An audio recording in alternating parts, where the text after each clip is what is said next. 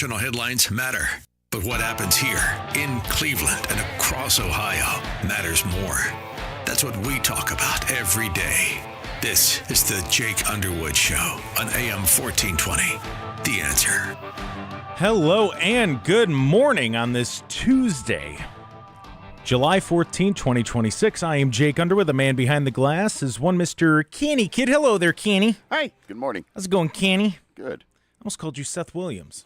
No, not yet. Not yet. Not yet. Not yet. Yeah, no, that almost came out, said that, and I was like, no, wait, that ain't it.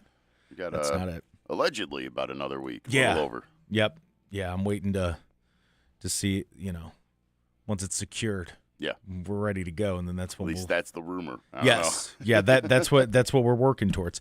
Anyways, welcome in to the Jake Underwood Show. We have a lot to talk about today. It's not many topics, but it's just a lot of information. That's the best way to say it. I was just talking about it with Kenny. We have updates on Iran. President Trump joined Hugh Hewitt last night. There, I don't know why that was hard to say. We're gonna go. Screw it. Yeah, it's Hugh Hewitt. So yeah, we have some Hugh Hewitt clips to play. Really good interview. Just kind of giving an overall of how he's feeling, how President Trump's feeling about things moving forward. AI data centers want to dump in our water. You heard that right? They want to be able to use our waterways to dump, the leftover water from the cooling towers. And the Ohio EPA was like, oh yeah, no, that's a great idea. We'll go ahead and write you some stuff. So we'll go through the details of that. Senator Moreno's already come out and said, no, probably not going to happen. Not a fan of that. So we'll get to the details of that. So, just remember when you see everybody on Facebook going, yeah, data centers, we can't let China win. Wouldn't China win if we don't have water to drink? We'll get into that. There's a lot of claims about the diarrhea parasite that's going around. I've gotten some phone calls that have asked me, is this because of Maha? And I'm like, excuse me, what? So we'll talk about that, and we'll tell you what we know. I did some research, was looking into the stuff. Jim Renacci is going to join us at 10:35. We'll pick his brain on some things. And, of course, probably the 11 o'clock hour, we're going to break down part 2 of the Fauci Files. So that, of course, is what Tulsi Gabbard released on her last day in office as there at, what was it? DNI. Yes, DNI. And so we'll go through part 2 of that, about 97 pages worth, broken down to hopefully about an hour. That's how that's going to go. But I'm going to break down the little details here and there. But as I said, we're just going to hop right into it when it comes to the stuff with Iran. I mean, overnight, it's picking up steam. It's picking up steam. And, the United States carried out another wave of airstrikes on Iran overnight. This was confirmed by U.S. Central Command. And as I said, President Trump was on with Hugh Hewitt, just giving some updates on things. And in fact, Hugh Hewitt asked the president, they started talking about, the Iranian regime, which we spoke a pretty good amount about yesterday. And when, whenever this is brought up, we talk about the fact that, if people don't want to negotiate, they can't negotiate. They won't do it. If they don't want to deal, it takes two people to make a deal.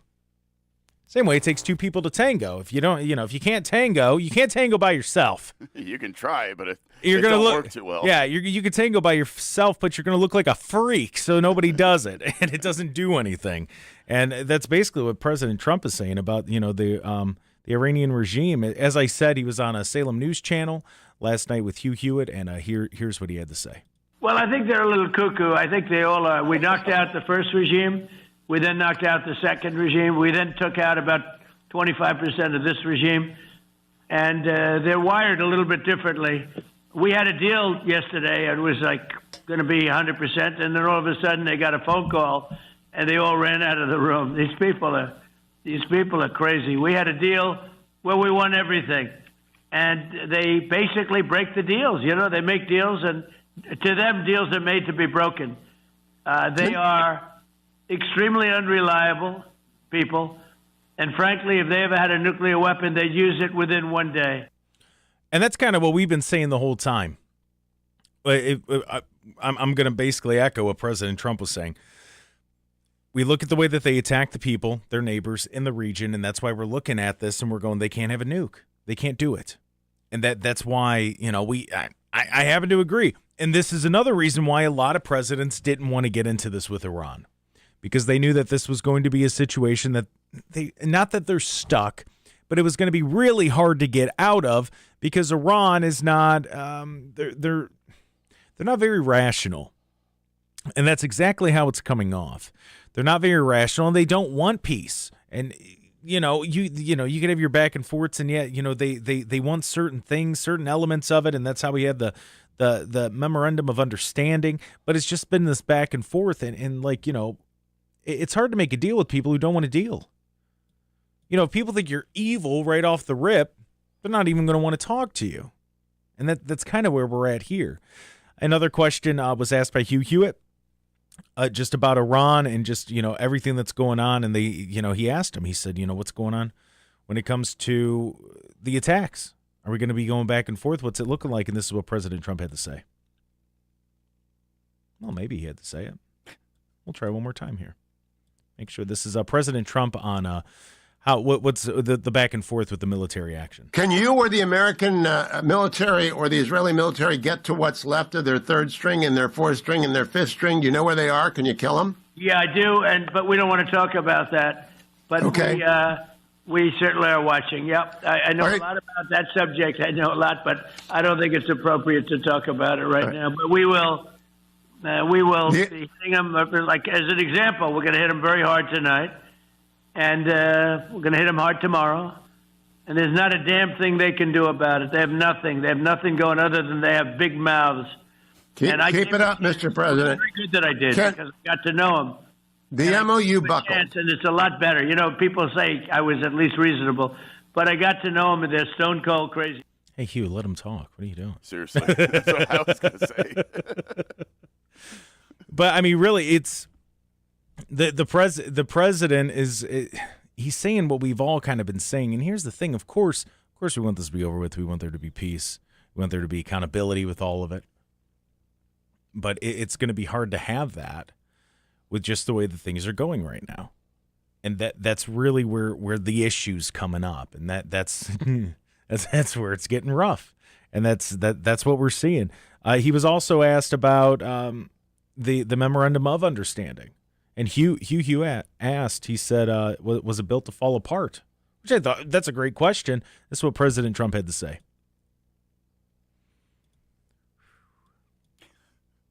Let's try again. Well, was the MOU that your negotiators brought back, was that side saddle MOU, was that built to fall apart? It was built to test. It was a test. We didn't know. It didn't. Look, memorandum of understanding when you're dealing with sleazebags don't mean much. And they don't mean much when you're dealing with honorable people, too, because it's a memorandum of understanding. It doesn't mean much. And I said, why are we even, it's a standard tactic in the U.S. that you go to a memorandum of understanding and then you go to the deal. I said, just go to the deal first. But you know what? It was sort of a test. And they weren't there. They didn't honor the test. We had it. We had this deal settled numerous times. I said, watch. I guarantee, watch. And they never followed it. So this is kind of where we've all been with this, where it's let's find out. Mm-hmm. What's the worst that could happen? When I go into things that I know might be a disaster, and this might be a character flaw of myself, and I am Jake and I have character flaws, I'm willing to admit it. You put 100% into something so you can't look back and go, well, I regret not doing this and I regret not doing this. And that's where we seem to be with this. And I'm talking about the administration. I'm talking about the president himself. It seems to be that place where they're going, look, we are going to, every option we can, we're going to try it. We're going to try it so it doesn't have to lead to war. We'll see what happens. But like I said, it takes two to tango. You can't tango by yourself. If you do, people think you look like a freak. You look crazy. We can't tango by ourselves. We can't just make a peace deal by ourselves and go, wow, we did great. Yes, we did. Yes, we did. Like, we can't do that. So we're trying to work with Iran, but it's whether or not Iran wants to work with us. We'll find out. That's it. We'll have more on this when we come back. We got to take a quick break. We'll be back right after this. This is the Jake Underwood Show.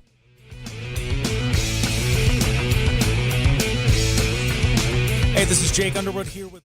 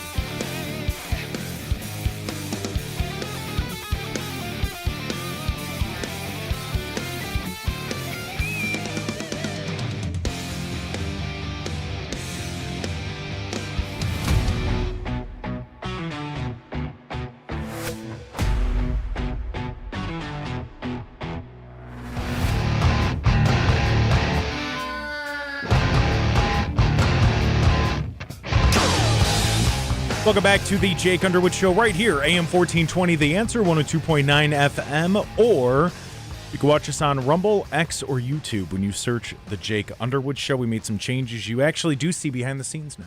You can see what we do during commercial breaks and everything that we're doing there. So, yeah, feel free to watch there and, subscribe. Give us a follow. That's where we post our shorts and different things. When we do after shows, we're doing after show today? Yeah. Okay. Yeah, that was the plan. Yep. And so, we'll do an after show today, and that will be exclusively on Rumble. I don't know how that's going to work with the new software, so it might be on all three. I don't know. We'll find out. We'll see. Yeah, we'll see what happens. But we're talking about the Iran conflict because it's technically not a war yet. That's the main thing to remember here. And I don't want people getting caught up in it all because it's easy to do. When you look at everything, it's easy to do. And I know a lot of people that are still they're aggravated. They're annoyed by it. I understand. I understand because it's like we spoke about it a bit yesterday with Iran is trying to drag the administration down because they know that American voters, some are fickle. I think that's fair to say. I don't think I'm speaking out of turn when I say that, or I'm speaking out of line when I say that. American voters can be fickle. And when they see high gas prices, they see high energy prices, they see all of this lining up right before a November election, Iran feels that they have a lot of power. I don't know that they necessarily have as much power as they think they do, but it's a good play out of Iran. I mean, if you're looking at it from Iran's point of view, it's smart. I get why they're doing it. It's probably their best play. It absolutely is. And so, going through everything, when it comes to just the overnight developments, I mean, the main thing, it seems to be the Strait of Hormuz. That seems to be the center of the conflict. The United States said that Iran can't charge anything, but now the United States is going to charge 20%. Like it's just kind of this back and forth. And then everything that I read, just to give people an idea, the AP. I also went to Iranian state press TV, just see what they were saying. And amazingly, it mirrored CNN. Yeah, no. Right. No, it was crazy. The Communist News Network. No, but you're not wrong. But when it comes to this, it's I hate to say this, it's just starting to ramp back up. Now we'll see if it's going to be different. What gives me hope is that when you look at the area, we've built a lot of allies. It's not like we were on bad terms with all of the people in that area, but the friend of my friend, Yeah, absolutely. You gotta when you have a common enemy, it's like we can put some differences aside here. We could try to get this done and make sure that we're all good. Well, Iran's just bad for the whole neighborhood. It's weird. It is, but you're right. You're absolutely right. It's I don't know. I don't understand that mindset. It's like just knock it off. Yeah. Like just knock it off. That's all you have to do. Just fire it indiscriminately at all your neighboring countries.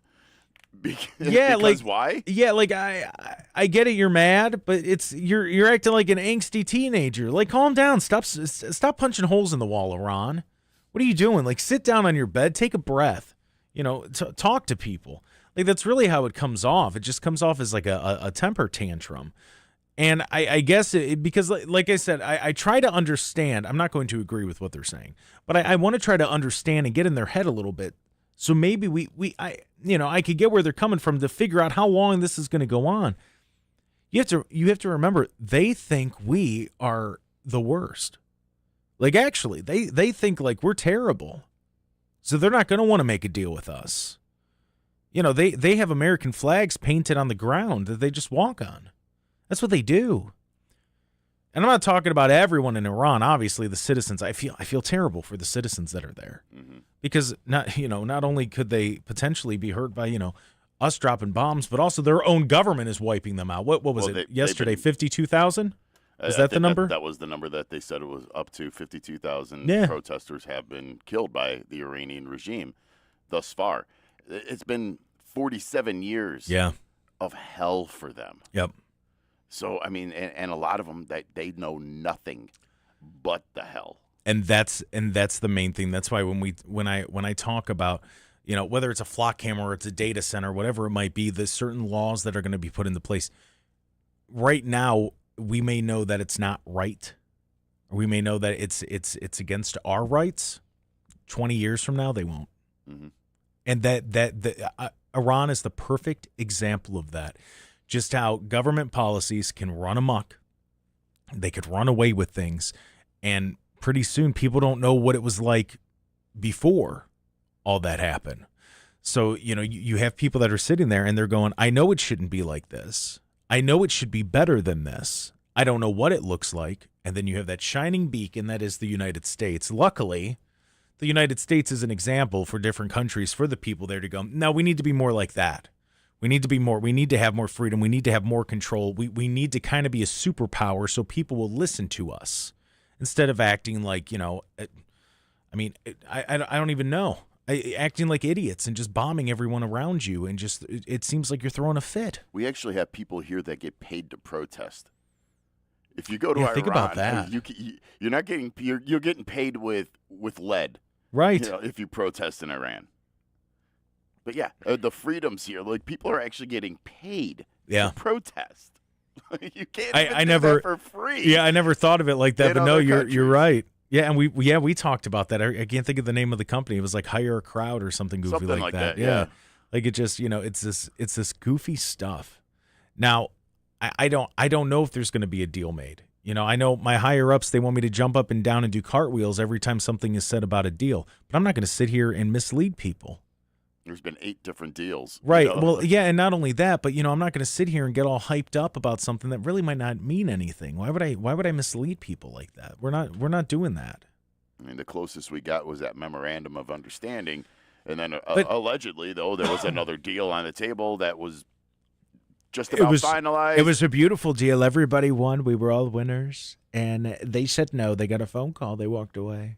It's insane. It is crazy when you start to think of it. But like I said, I think the end game for Iran is what they want to do, because this gives them the most leverage, is sit there and go, all right, what I think their mindset is, if we sit here and we just sit on it and we have this back and forth, they're going to get a little more desperate by October. If gas prices don't come down, if energy prices are up, and if it gets worse and worse and worse and worse, that's going to be more pressure on the administration. I'm not saying that's what's going to happen. I'm saying I think that's Iran's mindset with this.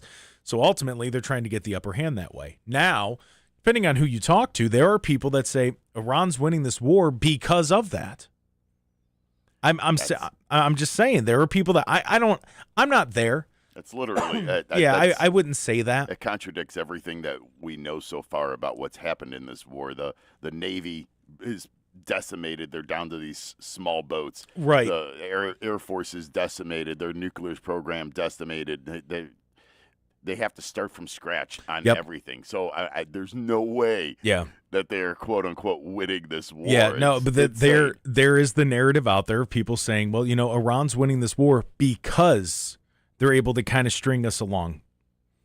I don't agree with that. We're allowing them to string us along because we are exhausting every possible effort for peace that we can. Because we're the good guys. Right. We're not doing bad guy things. Right. We're the good guys. Yeah. Yeah, we'll see. I hate having that be an answer. I really do. And I hate doing that.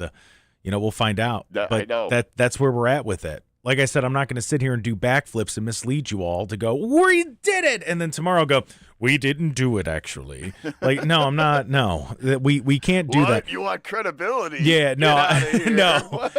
Well, no, I don't want to play with people's emotions. This is an emotional thing, man. And it's like those people that sit there and they post crazy stuff on Facebook, and then an hour later it ends up not being true, and then they're like, my bad. Like, delete.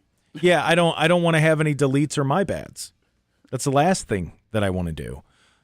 So yeah, like I said, every day I'm going to give you updates on this. I hope that it's something where we're looking at it a month from now. We're going, well, it really was a deal this time. Like I don't doubt that President Trump has every intention of making a deal. I don't, because he ran on no new wars, and this is a big point of hostility and contention right now with the Republicans and MAGA. Is this war? Because a lot of people voted for no new wars. So he's going to do everything he can. That I don't doubt. This is the Jake Underwood Show. When we come back, we're going to talk about the diarrhea parasite. And I know that sounds disgusting, and I apologize, but I'm going to tell you how you might get it and what you need to do according to the reports. And I'm going to confirm that it has nothing to do with pesticides. I'll tell you what somebody asked me when we come back.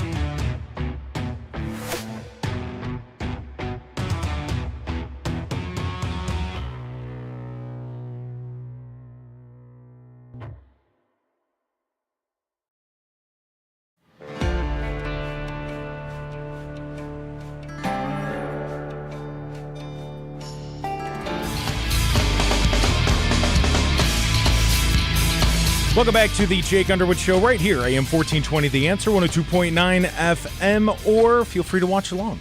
We're on X, Rumble, and YouTube when you search the Jake Underwood Show, which people in the chat saying good morning, chat. That's how that works, and good morning to all of you that are listening on this beautiful day. What is today? Tuesday. Today's Tuesday. There it is. I'm looking for my notes. The 14th of July. That's right. July 14th. It's a Tuesday in this beautiful year that is 2026 in the greatest Cleveland area right here on AM 1420 The Answer. So I haven't there's really no nice way to talk about the what we're about to bring up. So I'm going to try to be as technical as possible. This parasite's really it's messing people up a little bit. Yeah. Not to the point that like it's not like killing anyone or anything like that, but it might be very embarrassing. It's uncomfortable. Yes. I mean, I am seeing things that people are losing weight. Now, so if the toilet paper starts flying off the shelves, I'd understand it this time. Yes, and of course I'm talking about, and I apologize, as we all know that pronunciation can be a problem with me sometimes with big words, but it's chylosporiasis. Chylosporiasis. There it is. So chylosporiasis. That is what this parasitic illness is. And listen, I'm quoting articles here. These are the symptoms. Explosive diarrhea is one of them. So I know, yeah. It can and the thing is it can last for weeks. Oof. Weeks if untreated. You could have loss of appetite, severe cramps, bloating, fatigue, weight loss, and sometimes even a low-grade fever. So, like, it's like I said, it's not killing anyone. It's nothing like that. Nobody's dying from it, but it can mess you up for a little bit. Yeah, severe dehydration, I'm sure. Yeah. Oh, yeah. So make sure if you're not feeling well, take your vitamins, vitamin C, go outside, get some sun. Say your prayers. That's right, take brother. Your vitamins, brother. Drink your electrolytes. So the way the common way that this is being transmitted is through eating things like lettuce, spinach, salad mixes, things like cilantro, basil, fresh berries, raw fruits and vegetables. That should be good.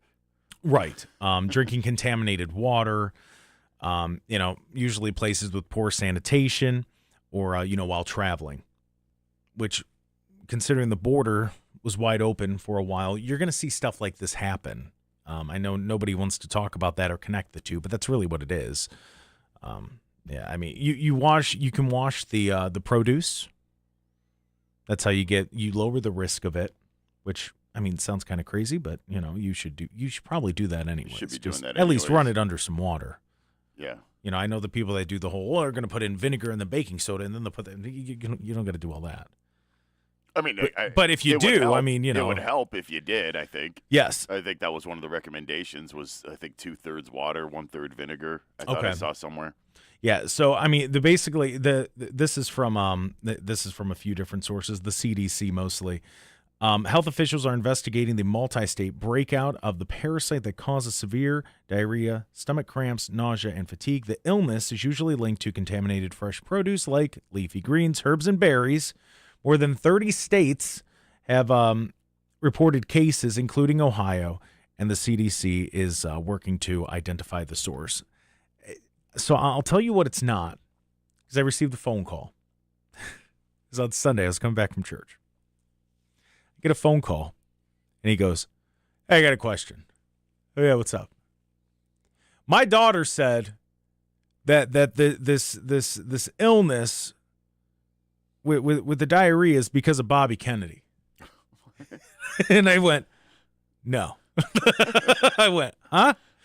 Yeah, is this because of Bobby?" I went, "No."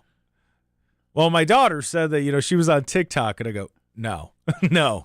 I go, last time I checked, there has not been a study done because what I am hearing is that this may be caused because people are using different pesticides. I don't know how one would correlate with the other, but studies are being done.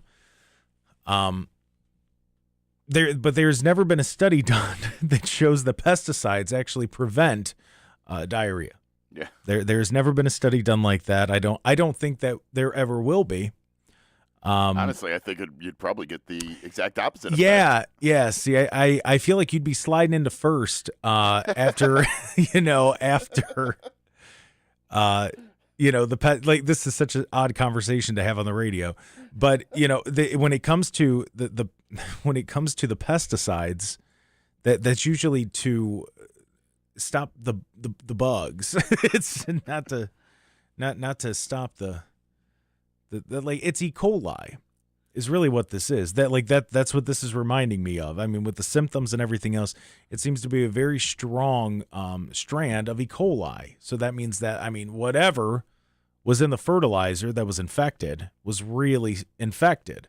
And so, when they put the fertilizer down or whatever it might have been water that was contaminated. Like, there's a lot of different sources that this could have come from.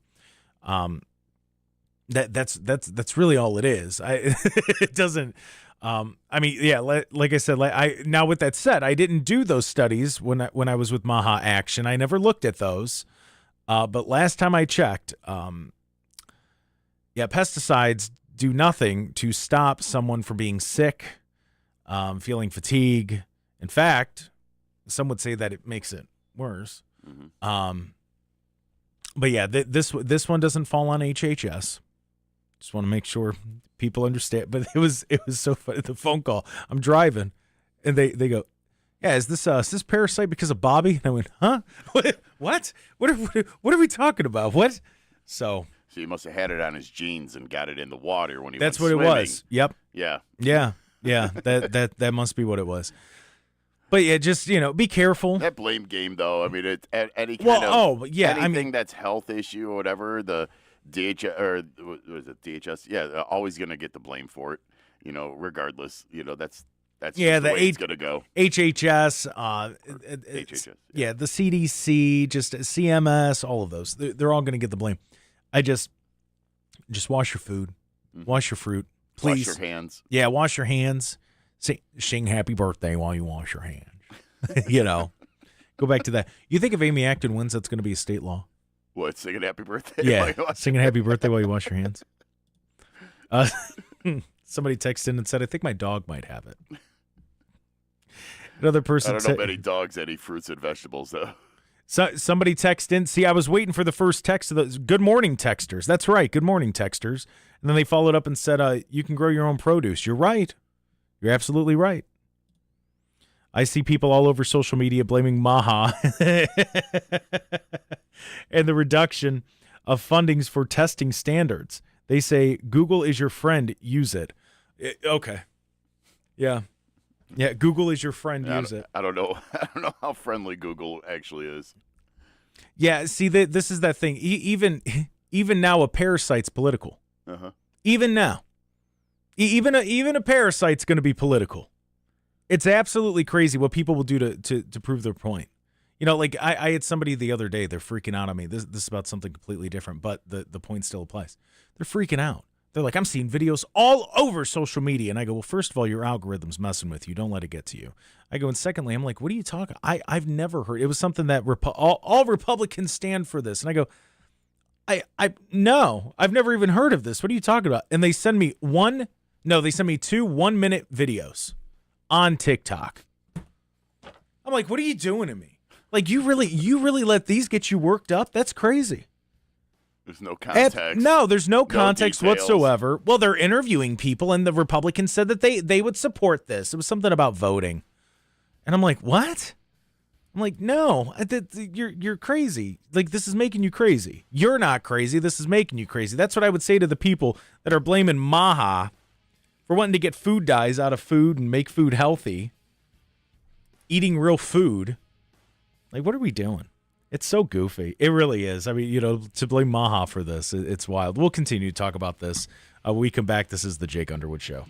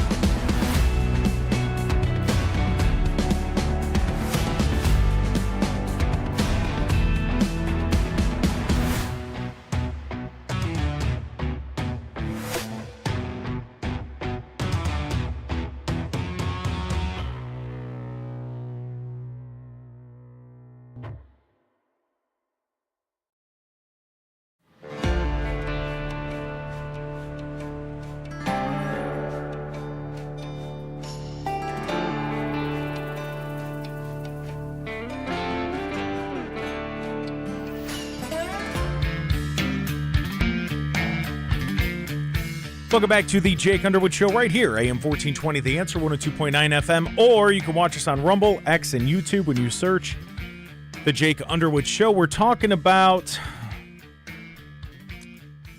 Chyliosporiasis, right? Chyliosporiasis, there it goes. I had to hear you say it again. Yeah, Chyliosporiasis, that, of course, is the parasite that is making its way around the country. And when I say that, it's very slowly, because I wanted to, because this story that I printed this out yesterday. I wanted to talk about it, but I went, not on a Monday. This is a Tuesday discussion. So in total, it looks like around the country, right? See, this is where it's so goofy. Ready? 843 confirmed cases. But there are over 2,000 additional suspected cases, so they don't know. Yeah, somebody they might have the bubble gut. We're doing this right. again. I'll tell you, if they shut down elections because of explosive diarrhea, I will explode.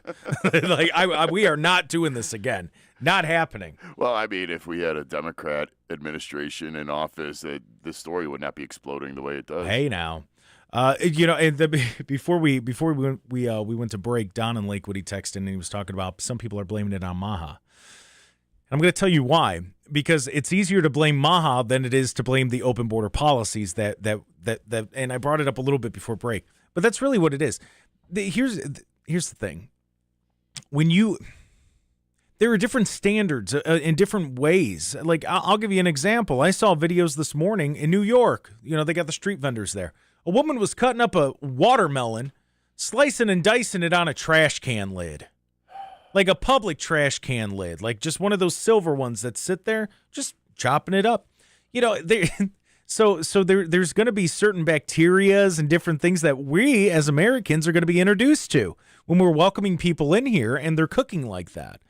I mean, listen, I've seen some of the videos of some of these street vendors from around the world, one country in particular.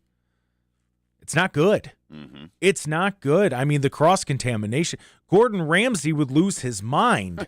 We are all very spoiled, especially if you watch Kitchen Nightmares or Hell's Kitchen or whatever it might be by Gordon Ramsay. We expect there to be a certain standard. You're washing your hands. You're wearing gloves when preparing food. No cross-contamination.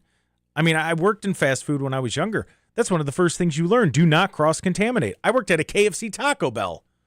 If you poured the flour too rough, flour's flying up in the air, you better wipe everything down. If not, it's cross-contamination. Like, that's the kind of standard that we have. Whereas in other countries, they don't necessarily have those type of standards. I'm not saying that they're dirty. I'm saying that we have our standards here that people are not used to. We don't cook with our feet. Yeah, that's another. Yeah, we don't cook barefoot in the streets. We just don't. There's a certain standard that we uphold. And which I know sounds absolutely insane, but so when other people don't cook that way, our bodies are used to a certain way of processing food. Yeah, there's certain things that our body has not been exposed to, and apparently one of which is this parasite that's causing people to go boom boom, to put it nicely. This is. And so they're going to push it out. It's like a night in Iran. A lot of boom boom happening all over the state, all over the country, quite frankly. But so that's insane. But so they're going to do everything they can to blame it on the Trump administration, and of course Bobby Kennedy. I'm shocked they're not, trying to say that there's a vaccine out there that will that will make this go away. Whoa, not yet. Oh, that's true. Not that's yet. True. No, I forgot. We got trials coming up next week. Yeah, it'll be just in time for the election. This report is brought to you by Pfizer. I'm shocked that they would go out of their way to try to connect, the string theory. What do I mean by that? There's a giant wall and everything's connected with thumbtacks and none of it makes sense, but it does when you follow the string. You could say whatever you want. You can connect it to whoever you want to. It's easy to do that. Everybody can spout nonsense. We're born with it. We're Americans. We're good at it. Let's go to TJ. TJ, you're in the air.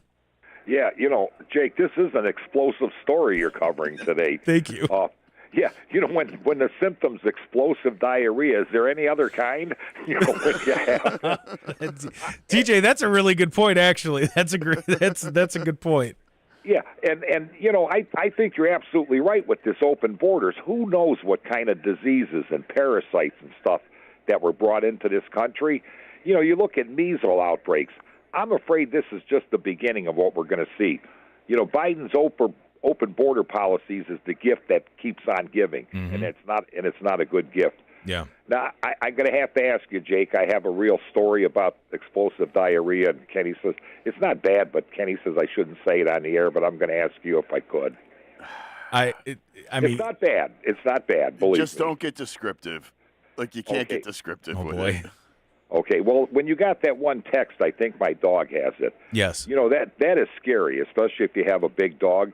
A few years ago, I had this Anatolian Shepherd. He was about 130 pounds. He was a big boy. Yeah. And he had, a case of that explosive diarrhea. But I'm walking in the neighborhood, and all of a sudden I hear, he covered a section of the sidewalk. and I'm thinking, what am I going to do? I can't pick this up. You need you need to hose it down. Yeah. Well, it was in the winter. I mean, if it was in the summer and they had a hose on the side. Well, I'm just saying. I mean, It's a scary thing when you think about that. I hope it doesn't go to animals. No, TJ, thank you for the call. Well, somebody. As I said earlier, I don't know many dogs that eat fruits and vegetables. They'll eat anything else, but at least mine don't. They'll just chew it maybe a little bit and spit it out because they don't. Yeah, my dog I think she likes watermelon. She doesn't like pineapple, though. Somebody texted in and said people are getting sick because of illegal immigrant farm workers. They have no other place to take a leak but the lettuce fields. The crazy thing is that might be part of it. That's the thing. Because you have to understand. Oh, but who's going to pick our avocados? Yeah, well, a lot of people would pick avocados if the pay was good. That's what it comes down to. That's such a crazy. Oh, that argument's crazy to me. The best was who's Ozzy's daughter? Kelly Osbourne. Yeah. When she was on The View and she thought she was making a good point. She's talking about the illegal immigrants. She goes, "Who's going to clean your toilet, Donald Trump?" And everybody around her was like, "Whoa!" And she's like, "No, I didn't mean it like that. I didn't mean like that. I swear." It's like, no, that's exactly how you meant it. What you meant. Yeah. You got that little racist bone in your body. It's like a little wishbone. You got to crack it in half. You'll be all right. Same argument 150 years ago. Who's going to pick our cotton? It's actually crazy how history will repeat it. No, I'm sorry. History didn't repeat itself because there was the party switched platforms. Uh-huh. Don't you know that? They switch platforms. Sure. Every 50 years when it's convenient. It's absolutely crazy. But yeah, when it comes to this, they're going to do whatever they can because Bobby Kennedy, they want to make a boogeyman. The guy who's, going and hanging out with kids at high schools going, hey, let's get fit, doing pull-ups, hanging out with Cody Rhodes and Triple H, getting kids active. That's their boogeyman. That's it. I mean, what a world to live in when a guy who's trying to get people healthy is the scariest thing to you. Well, I mean, look at who he replaced. Look at who Biden's health secretary was. I don't even... They? Yeah, look it up. Yeah. Is that the nice way to say it? I don't know. We're being politically correct. I mean, there was only one person there. Well, but no, they're going to do everything they can to try to make it seem evil. We've gotten people, and it's so divided now, and I think it's because we simply just won't talk to each other, that are so naive and just so out there that eating healthy is now bad. It's really absolutely insane. It's crazy. This is the Jake Underwood Show. We're going to take a break. We're going to take a look at news during that break, and then when we come back, we'll talk about this a little bit more. And also, I want to talk about Lindsey Graham because the details of his life have come out. That guy lived an incredible life, and I didn't realize it. That dude was the American dream. We'll be back right after this.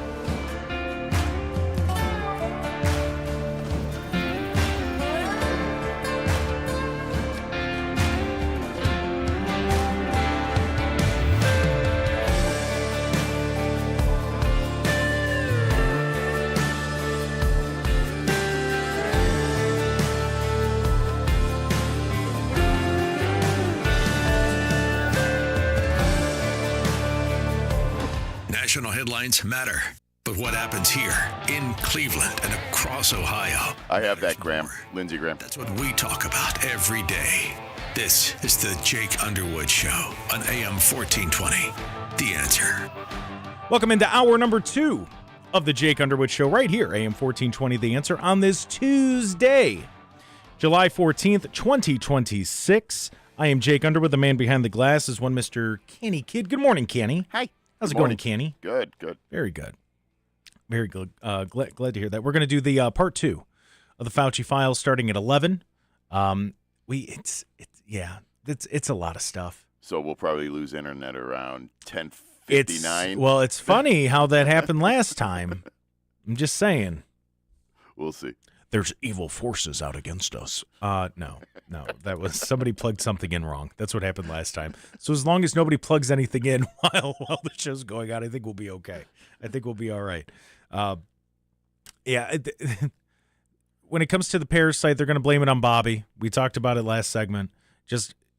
They're researching it. That's the best way to put it. They are researching it, and the media. This is the problem. When they see somebody they can hone in on, they will ignore everything but their narrative. That's what they're good at. We know that.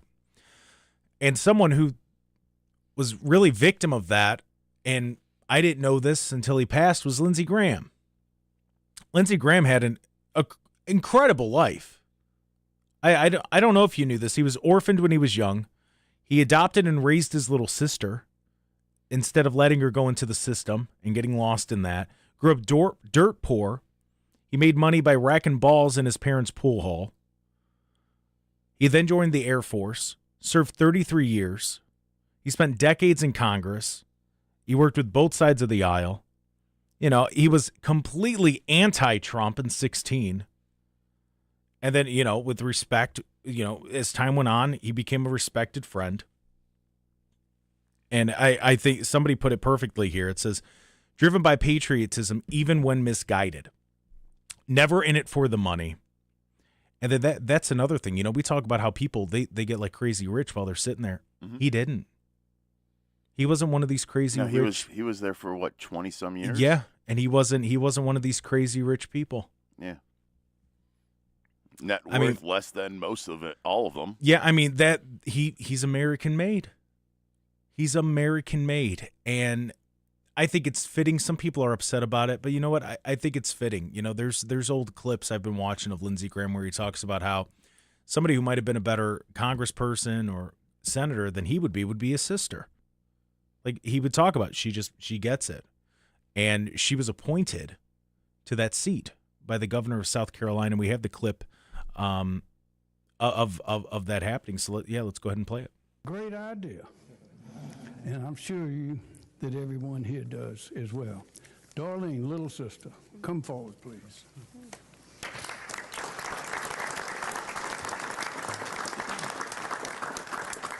Thank you, Governor, and just bear with me as I try to get through this.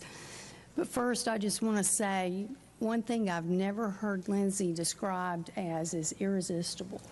So, okay, we'll just start with that. But first, I would like to thank everyone who has called and reached out over the past couple of days. I can't tell you how much it's meant to me and our family. I know Lindsey was loved and respected by many, and I greatly appreciate the memories and even the funny stories that have been shared. These shared experiences, along with our faith, have gotten us through these past 2 very difficult days. Next, I want to thank the governor for selecting me to serve the remainder of Lindsey's term. It is such an honor. Lindsey has always been there for me, and now I will be there for him. My brother was the most amazing person, outstanding leader, and just a genuinely good man. He was kind and considerate and loved by his family dearly. Think about that moment in the context of what I just explained to you there about his life. Like, that's incredible. Like that's I didn't know that about Lindsey Graham. I didn't know that. And I kind of feel dumb. Yeah. Because I followed the media narrative on them. Because you never think of looking into people. Unfortunately, warmonger and right, weirdo at Disney by oh himself. yeah, no, I mean that's weird. Still a little weird. That's weird. Yeah. But just overall, just the story of his life, it was incredible. And to be able to help out his sister that way, and then have this reverse course to where she's taken over the rest of his term, right? That's fantastic. And people want to be mad about it, but then people they just want to be mad about stuff in general. Like people are just real mean. That's what people just want to be mad. Like take a breath, relax, calm down. That's where a lot of it is with this. But especially this. This is actually, when you think about it, this should be the goal. To have a legacy like that. Think about that. Like he was orphaned as a young kid. He then makes sure that he can adopt his sister, adopts her, raises her on top of raising himself, working, not making much money, but doing what needed to be done. He was self-made. And people, it's another one of these narratives where they just, it's a Republican, so it must be evil, evil. It's not the case at all. This evil rich person, got to be rich. We know the stereotypes that go along with it. We know the things that people say. I don't know. I like I said, I feel bad because I followed that media narrative. And it's really unfortunate that you don't think to look into people until they pass. Lindsey Graham's estimated net worth was $1.5 million, which is insane, considering for a senator that's been sitting in that seat for over 20 years. Right, that's insane. Like you would expect that to be 1.5 billion at that point, or you know what I'm saying, or at 50 times that, 100 and some million. Yeah, you wouldn't expect it. Like it seems like he lived a modest life.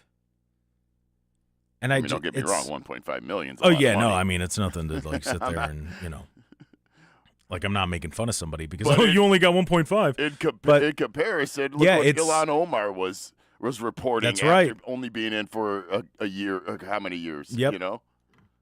Yeah, it's just it's one of these where, like I said, I was kind of as I was reading about him, I was kind of kicking myself, and I'm going, man, I didn't know this about him. And it's just unfortunate that we don't think to look into that stuff until somebody's already gone. That's all I'm saying. Just, have an appreciation for people. Look into them a little bit. See if they're legit. Because and like I said, it is some of the stuff was misguided. I agree. I didn't agree with him on everything, especially about the war and different things like that. But he seems to be one of these guys who did it because he thought that was the right thing to do. And I can't really knock that. I can't, because at least it's coming from the heart. It's coming from a good place. This is the Jake Underwood Show. We're going to take a break. When we come back, I'm going to talk a little bit about what the Ohio EPA is doing, and then just a reminder, we do have Jim Renacci at 10:35. We're going to pick his brain on what's going on with Iran and just stuff going on today. We'll be back right after this.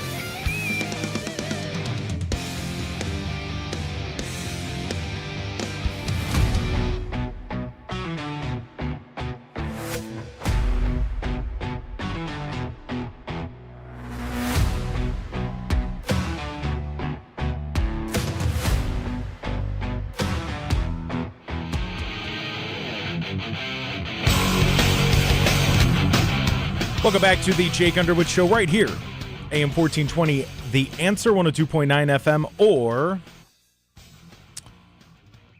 free on Rumble, X, YouTube. A text popped up. Somebody said, tell Renacci to be nice to your listeners, LOL. Listen, I'm not going to lie. I love the rivalry. I don't know that Jim knows there's a rivalry, but there's a rivalry, and I love it. Is there really a rivalry when one side don't know? Well, we said there was with the Browns and Steelers. So, yeah, and I but don't think the at Steelers least knew. Used to be a rivalry. Yeah, I don't think the Steelers knew. Let's see. Let's go to Lenny. He wants to answer the question I asked yesterday. What comes first, the chicken or the egg? Lenny, you're in the air. Well, yeah, he used a couple of expressions. That one on the glass half full, glass half empty. It's simple. If you are still pouring, the glass is half full. If you're done pouring and you started drinking, the glass is half empty. Logic. Secondly, Lenny, you've blown my mind. it all depends on the context. Okay? Okay. So Yeah. now, in the chicken and the egg, okay? Okay. Once the egg was fertilized, it is destined to become whatever the genetic makeup of that egg is going to make it. So there was an animal at some point in the time that had some genetic modifications in the fertilized egg, and what came out of that egg when it hatched was what we call a chicken. But the thing that laid the egg wasn't a chicken, so clearly the egg has to come first. Right. So I hope this clears things up for you. It does. No, it does. The glass half full, half empty. That blew my mind, Lenny. Thank you for the call. Wow. Okay, hold on. I gotta process it that. It kind of all depends on perspective and what you're doing, and like you said, the context. But the glass half full, half empty made a lot of sense, though. Yeah, it absolutely did. Yeah, no, that yeah. So yeah, if you're pouring it, then it's half full. But if you're not pouring it, you drink some, then it is half empty. Wow. Yeah, it depends on when it was poured. Well, it says mostly cloudy, so I'm going to say slightly sunny. Yeah. Slightly, yes. Yes. Interesting. Lenny, thank you. Wow. All right. Okay. I'm going to think about that. Yeah. Interesting. Focus. Yeah. No, I know. All right. So we're going to talk about AI data centers again. And just there's a lot being made of it, and I see this. It's still that weird narrative, and I'm seeing it online where people are saying, yeah, but we photos and grandma, and it's getting to the point. And I can only speak for myself here, and I'm not gonna be wishy-washy. I'm gonna try, I should say, I'm not going to be wishy-washy on this, and I'm going to try my best to not be, because I'm looking and I'm seeing more and more and more and more, and there's more rules that have to be bent to try to make this work. And I always come back to the question of what's more important 50 years from now? A place where Flock can keep their data? I'm sorry. I mean, a place where you can keep your photos? My bad. I apologize. Or food and water? What's more important? To your kids, what's more important? Storage for their iPad or their whatever is going to be the craze in 50 years, or food and water? What is it? Me, personally, I feel like it's food and water. I think majority of people would feel that way. I don't know. Maybe I'm the crazy one. You ever have that? You ever have that where you're looking at something and you're going, am I nuts? Am I the crazy one? Because I want there to be food and water and good and clean water that maybe just needs a little bit of treatment to make it drinkable. And I don't care about storage for government cameras to watch people, which, by the way, they don't track faces and they don't track people. They track the movements. That's the craziest thing. We're going to get into that later this week, because the stuff with that's insane. We don't track you. We track your movements. Oh, okay. Yeah, that makes sense. But there were some reports that came out yesterday. They were talking about how the Ohio EPA, they're drafting a permit for the data centers where they can discharge water that is being used, after it's been used to cool down one of these towers. They could just dump it right into, the waterways that are nearby. Don't worry, it's not sewage. They made sure to say it's not sewage. The permit is not for raw sewage, which I don't know why they would go out of their way to say that. It was one of those where I read it and I went, is it sewage? Like, why are we going out of our way to say that? But no, don't worry. It's not sewage. Instead, you're going to have heat. So, it's going to change the actual ecosystem of the water. So, Lake Erie, the fish, anyways, you could be looking at the chemicals that they use inside of the lines to prevent things like algae, bacteria, and slime in the cooling centers. Some of the metals and things from the pipes that they use, that'll be in the water as well. The scale inhibitors, so this is what prevents the mineral buildup, another chemical. Some of the metals from, as I said, corrosion from the pipes, pumps, and heat exchanges. That could be copper, that could be zinc, that could be nickel. Sometimes, I can't think, like a platinum type of material, which is not good when it's in water for fish and other things that live in the water, which, I don't know, would tell me that probably doesn't make it good to drink. That maybe like I said, maybe I'm the crazy one. Maybe I'm the one who's nuts. Things like chlorine, bromine. These are things that are, even at low levels, that could be toxic for fish. So once again, probably not the best thing to put in the thing that you're going to put in your body when you're drinking. And then also pH chemicals, the treatment, the chemicals that they use to treat the water to make sure that it's not too acidic or too, that it could harm these ecosystems. So they are going to do that. So that's fun. But I just went through an entire list of things that could be in this water.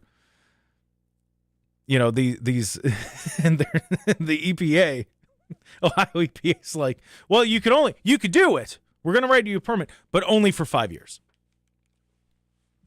So they could do it, but only for 5 years. So don't worry. Year 6 is when everything will be fine. The way that we're bending over backwards for these things, instead of investing in the middle class, is actually insane when you think about it. If not just Ohio, but the United States in general, if you would just start to invest in the middle class again and create opportunities and create jobs, you wouldn't have to worry about an AI data center and dumping waters out. Oh, by the way, there could be forever chemicals. For those of you who don't know, forever chemicals are chemicals that stay around forever. It's all in the name there. It's all in the name.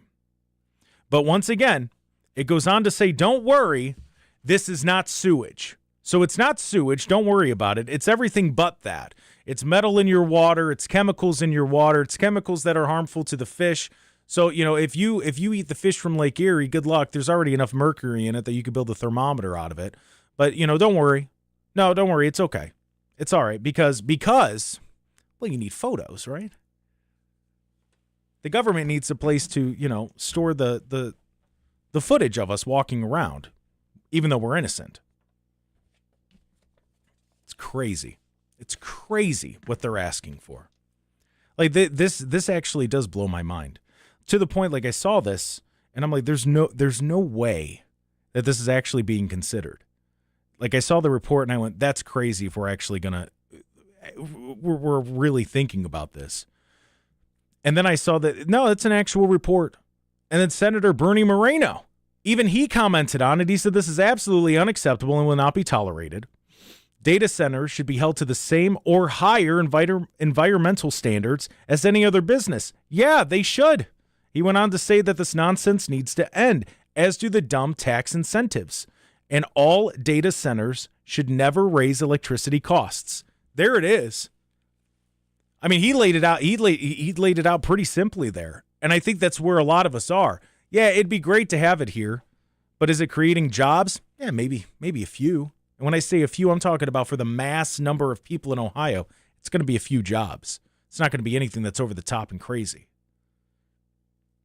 But what is over the top and crazy are the fact that we're bending over backwards time and time again. So I ask the simple question, what is more important?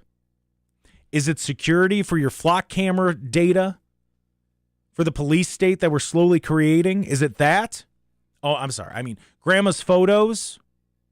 Is it important for grandma's photos? Or in 50 years, do you want the farmland and the water to be as fresh as it could be? That's the question that I have. So just ponder on it. That's what I would ask any of these people that are in charge of making the decisions. What's more important, food and water or a data center? We're going to go to break. When we come back, we're going to catch up with former Congressman Jim Renacci. We're going to pick his brain on Iran and different things going on right now. We'll be back right after this.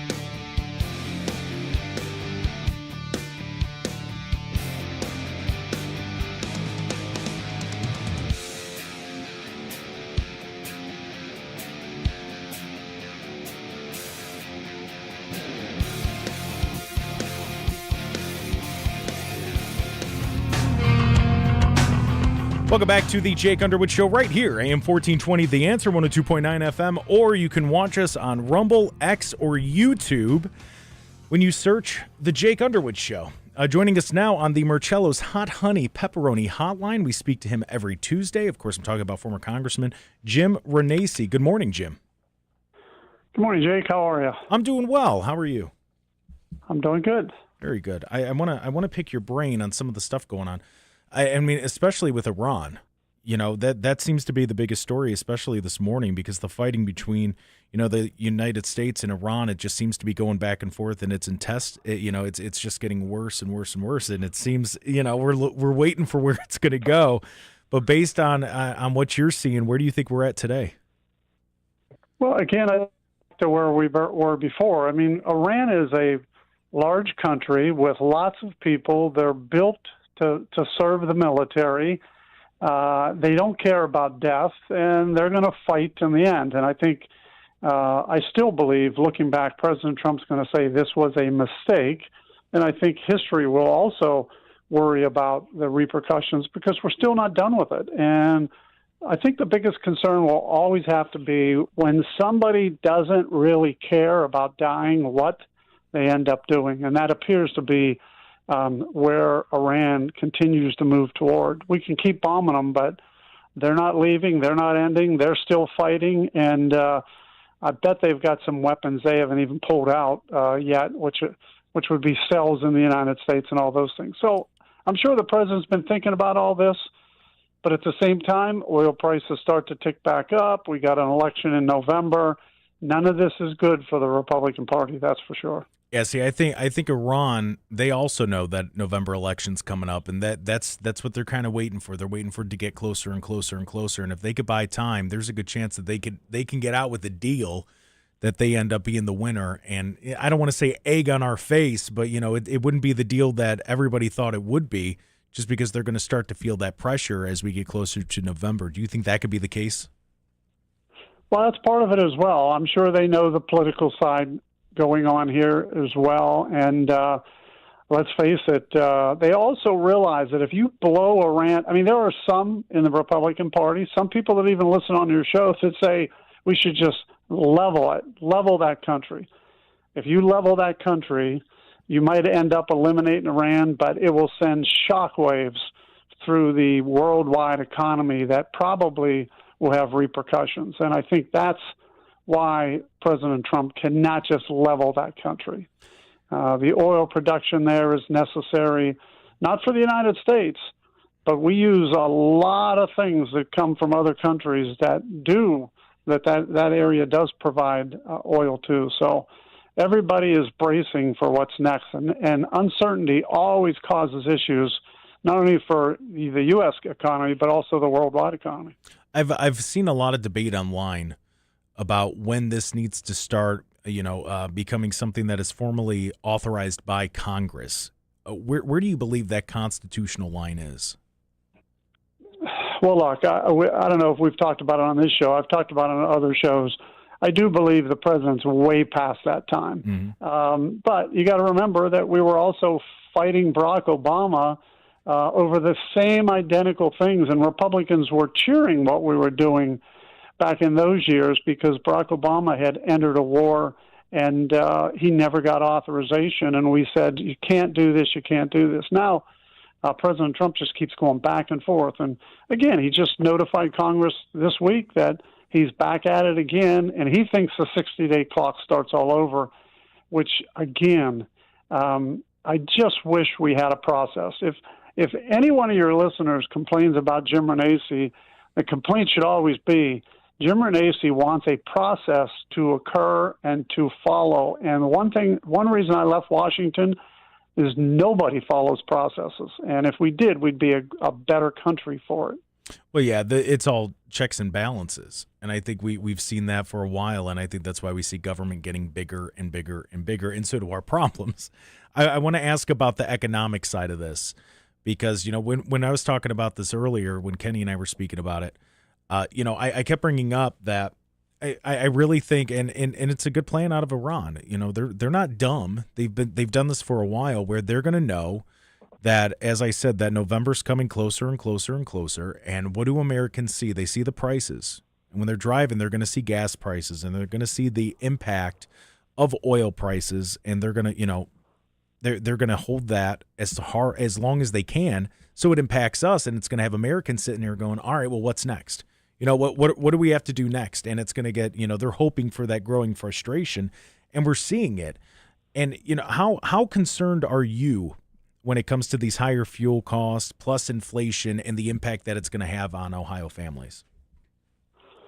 Well, let's face it, I've been definitely concerned about that. I believe the person, I call that person Joe Sixpack, he is struggling. He and she are struggling every day to make ends meet.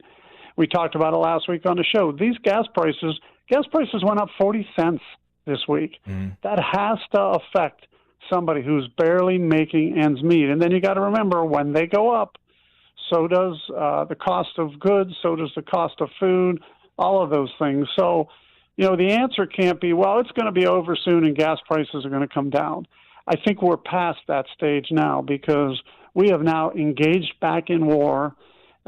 It's not going to be over soon because if it is over soon, that means we've destroyed Iran totally, and that is going to cause problems for the oil industry as well and our costs. So all of this has to be taken into consideration, and it's one of the reasons I don't think past presidents have gone this far. We may want to cheer Donald Trump for what he's doing, and I support what he's trying to get done, but at the same time, boy, I feel sorry for those people that are barely making ends meet, and those are the ones who are going to make the decisions in November. Yeah, it's so strange with Iran because it just, it kind of feels like maybe a teenager who's throwing a temper tantrum. If, they've had the deals where they're going back and forth and we do have a deal and then we announce it and then, they withdraw and all these different things going on. I mean, I don't know how they can expect to make a deal when it seems like Iran, they're just unwilling to negotiate. Well, here's what I would tell you, and it's frustrating for many Americans because we only hear one side of it. I've said this before. When I was in Congress, I guarantee you, even members of Congress don't know what's going on. There's the Iran side, and then there's the United States side.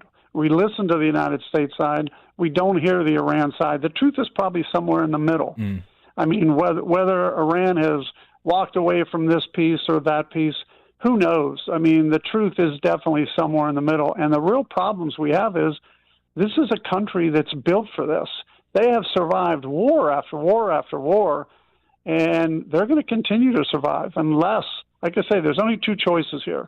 We keep throwing bombs and hoping they do something different, which they haven't done for over 50 years, or we just totally annihilate them, which will be a total disaster to the global economic market. So we're in a little bit of a pinch here as well. I want to switch it up a little bit and ask you. You posted on your social media. You were posting some things about Social Security tax and the confusion around it. Can you walk us through what actually changed and what people can expect with the changes? Yeah. So what caused that post is I have certain people telling me that President Trump eliminated their tax on Social Security as part of the big beautiful bill. And all I was trying to do as a CPA, as a business professional, is explain that that's not what happened. President Trump could not eliminate, the tax code was not able to eliminate the tax on Social Security. What they basically did was just added a $6,000 standard deduction for only 2 years, by the way, and $12,000 for joint people filing joint. Okay. So it does reduce a tax liability. But if you don't have Social Security, you also got a tax break. I mean, so that's the key. Anyone over 65 got that. Now, it does sunset, and it also got cut back depending on your income and your salary. So those are the kind of things that I was trying to explain. And, of course, I got the Trumpers saying, that's an anti-Trump post. No, it's not. Yeah. I mean, it's an explanation of really what happened with Social Security.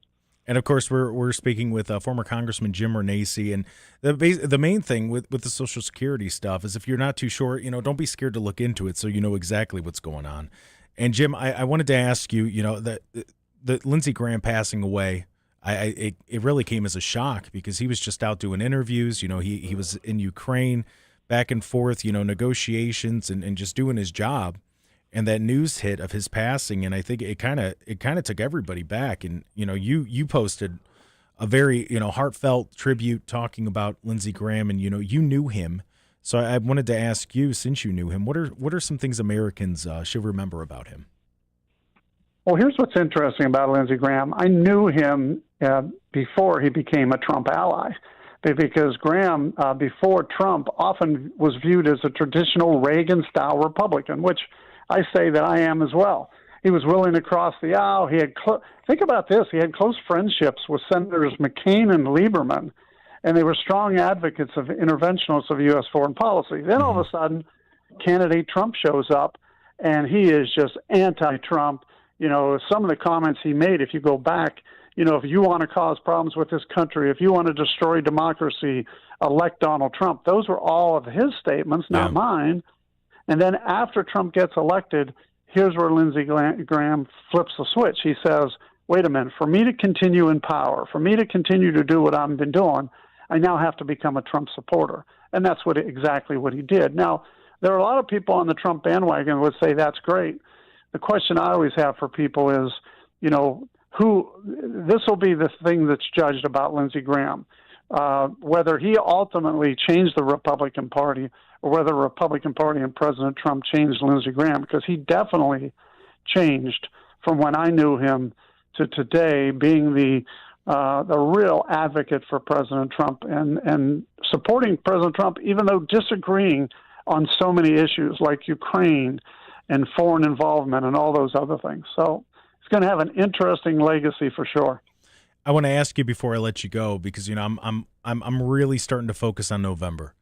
That's really what my eyes are on right now with where we're at, and I have a feeling what your answer is going to be, but I want to ask you for sure. What do you believe the biggest issue is? What's the biggest issue that's going to decide the way this midterm election goes? Is it inflation, national security, immigration, or something else? Well, I think you've named some of it. I think it's going to be prices at the gas pump. I think it's going to be prices at the grocery store. I think immigration's off the table now, even though President Trump did a great job with immigration. That's not going to be talked about. And the Iran war is going to be a big issue. So I think President Trump was trying to get out of the Iran war so that it wasn't one of the main issues. But right now, it's definitely going to be one of the main issues if it continues. And if the election was today, sadly to say, we still have a couple months, but, we're going to lose the House significantly, not just by 3 or 4 seats, significantly. And there's a really good chance we lose the Senate. Now, there still are a few months left. Mm-hmm. I'm not a negative advocate, but I can tell you the trending, not just a poll today and a poll yesterday, the trending is showing more and more people, including Republicans now, are not happy with what's going on with the Republican Party. And I think that's going to be what happens in November. All right, Jim Renacci, thank you for your time today. Looking forward to catching up with you next week. All right, thank you. You have a great day. Yep, you as well. That, of course, former Congressman Jim Renacci joining us on the Marcello's Hot Honey Pepperoni Hotline. You go in there, get yourself a hot honey pepperoni pizza. It's good stuff. Right there, Route 18. Look up Marcello's New York-style pizza. A big thank you to Jim Renacci. I'm going to break down a little bit of what he had to say, because there's some things I agree with and some things that I disagree with. And I'll tell you what that is when we come back right after this.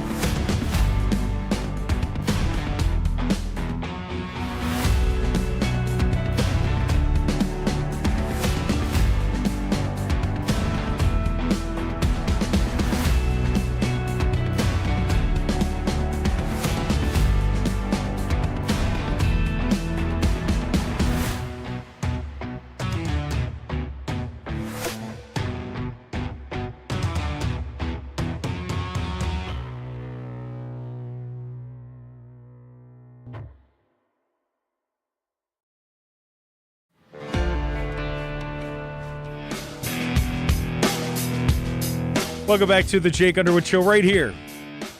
AM 1420, The Answer, 102.9 FM, or you can watch us on Rumble, X, YouTube when you search the Jake Underwood Show. I had to laugh before the break. So, a little behind the scenes here. The live stream, we try to time it up so people know when we're coming back. It's a new thing that we did. We have like a camera that shows us, what we're doing here in the studio. We're still working it out. Yesterday was the first day that we did it, and it was spot on. Yeah. For the most part. And then we realized some of our breaks are right around 5 minutes. Yeah. So we're like, let's introduce a 5-minute break then. It's been all over the place. It's been all over the place today. So to the people watching the stream, I appreciate your patience.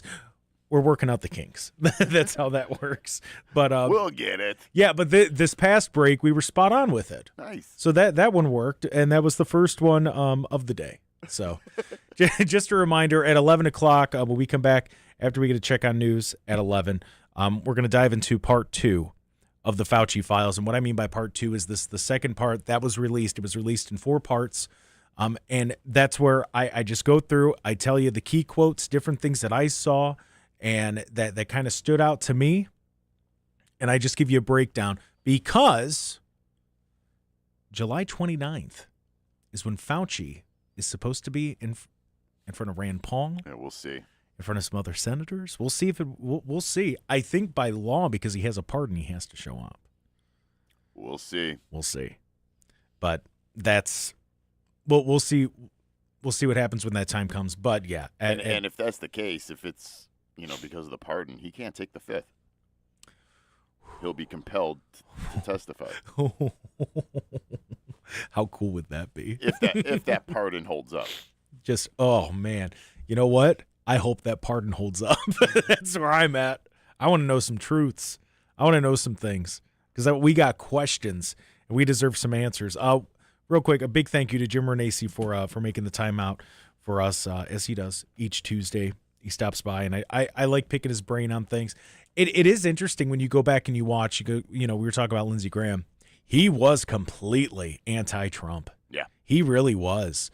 And it is interesting when you go back and you look. And, in fact, I saw some people, because, you're always going to have the people that want to sit there and bash. They love doing that. And during the 2020 election, it was Lindsey Graham was one of those voices that were like, Vice President, you're going to do your job as upset as I am. I don't want there to be a President Biden. I don't want there to be a Vice President Harris. But that's who won. So you need to do your job, Mr. Vice President. And I was like, whoa, he was ripping into him. So it is interesting to watch the evolution. But you know what? At the same time, though, I think there were a lot of people after that Biden administration that they were like, we need Trump. And I think you saw a lot of people, and I would say the voting showed that. Popular vote plus the college won both handedly. Honestly, it was a perfect storm for him to come back. Oh, it absolutely was. And I've said this before, and I stand by it. I'm happy that Trump was the guy for the 250. Yeah. Oh, without a doubt. Without a doubt. Yeah, because and people could throw fits about the UFC fight and all that. Okay, take a breath, relax. It's not like it's happening every weekend. It's the first time, probably based on what Dana White said, the only time that's going to happen. Well, the Grand Prix, they're doing a Grand Prix. That's right. Yeah. That's right. Yeah, Secretary Duffy spoke about that when we had him on. Yeah, that's going to be cool. But, how great is it to actually have a patriotic just somebody who cares. They understand it. 250. Yeah, no, he understands it. That's what's nice about it. Without having drag queen story hour on the White House that lawn was so for our goofy. 250. Yeah, and it's, it's out of here. Like, you could be mad. People, like I said, people just like to be mad. That's what it comes down to with like these political commentators online. They just want to be mad and just start throwing stuff around and just losing their mind. Like you look at them and you think they're going to pop a blood vessel. They're just like staring into the camera and it's like fake outrage. Yeah, it's like fake rage. Like take a Stop breath. What are we doing? Why are we so mad? The average person can see right through it. Now there are a bunch of idiots out there who just gobble up everything they're spoon fed, but the average person can see through the fake rage. Most people can. Yeah, some people. The more I think about it, I think it's getting more clear. Mm-hmm. I think there are some people who they eat that stuff up, man. They really do because they're mad and they're aggravated and they just want somebody to be just as mad and just as aggravated as they are. And man, will they feast on the emotion. They will feast on the emotion of the moment, and they'll do it for $5.99 a month. Like, like that's what it's been built up into. And it's really odd to watch. I mean, don't get me wrong. Hey, buddy, make your money. Yeah. Do what you're going to do. Like, if you can get people to give you $5.99 a month, right. $19.99 a month, whatever it is, good on you. But that's like with the goofy Candace. Yeah, exactly. Listen, she's making money. And, the stuff that she puts out there, it's crazy. But you know what? It gets millions of views. Or at least it did. I wonder how long Oh, that's no, last. it's still getting millions of views. Yeah, but I don't know if it's going to continue because all of her supposed theories are being exposed. No, Kenny. Big time. No. You have to realize there's always truth to be seeked. And she will seek it because she is a truth seeker. No. She'll never find it. Yeah, that's what they want you to think, Kenny. That's what they want you to think, that they can never find it because they think that they're so good. But people like Candace, the truth seekers, they're fighting evil forces. Yeah, but so they have to stand up to them. If you're seeking truth, is the best way to go about it by making things up? Well, listen, a lot of people does that lead you to truth? Listen, a lot of people can turn streetlights on with their mind. Clearly, you don't get out that much. How about you walk down the street there, Mr. High and Mighty? You ever do that? You ever walk down the street? Watch, people will turn. Probably right around 6:45 is when I notice it. Really? People, they turn the lights on with their mind. It's not somebody flipping a switch. It's not an automatic. No. I used to have street lights go out a lot when I drive under them. You know, it's crazy. I know some people, they could turn their lights on and off by clapping. What? Yeah, explain that. Just by clapping. Just by clapping. It's weird. They go. What happens when they watch a live event? It turns into a rave. Yeah, just by clapping. Only in certain rooms, though. Oh, okay. Yeah, usually it's a living room. This is the Jake Underwood Show. We're going to take a break, get a check on news. When we come back, we'll break down part 2 of the Fauci Files. That and more when we return right after this.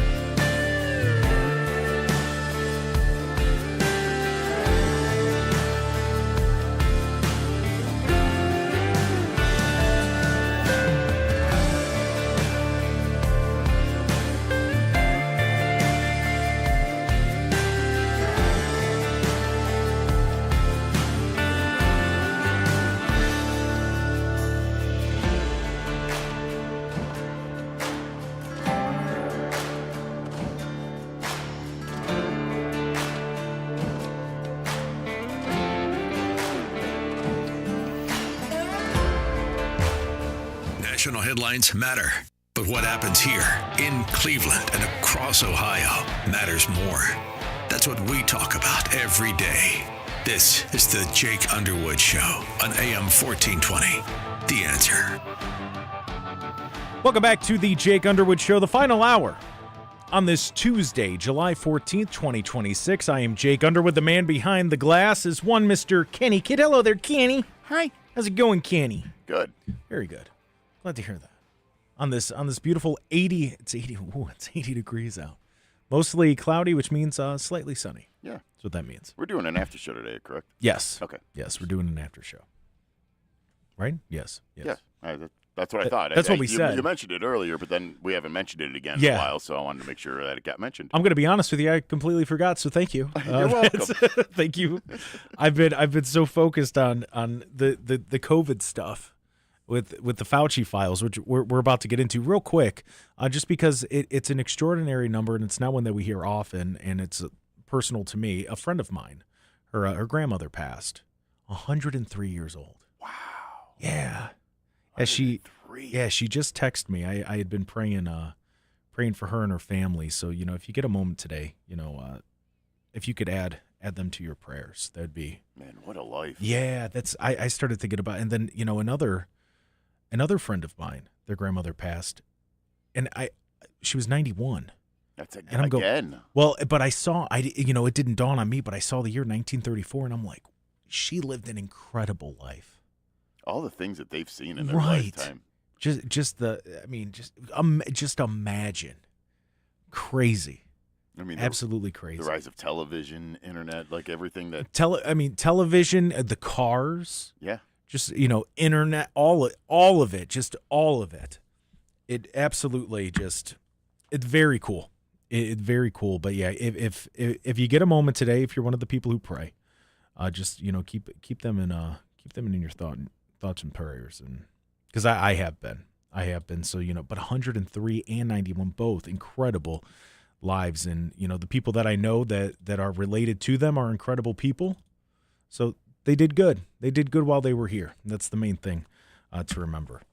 Fauci Files, let's dive right into it here, because there's really no other way to go about it. If you remember, it was a few weeks ago, and once we're done with all the different parts, I'm gonna put them all together in one file, whether that's audio or video, and we'll put it on the Rumble, or we'll also put it on the podcast page there, whkradio.com. The reason why I'm doing this now, I want to remind you, Tulsi Gabbard released all of this stuff on her last day in office. A lot of it's redacted. I'm going to tell you that right now. I didn't print it out because I wanted to make sure that the company saved a little money on paper. It would kill an entire oak. Yeah, and just this part. Yeah, I'm not trying to kill oaks. That's how that goes. But this one's about 97 pages worth of just emails, internal documents, just all these different things. And as I said, a lot of it is redacted. I mean, there are full pages of just black squares, but there's enough there that we can look into it. And if you remember the last time, I said the way that I did this is technically there aren't page numbers because it's just the documents there. I put it into a PDF and I numbered each one. So I went 1 through 97.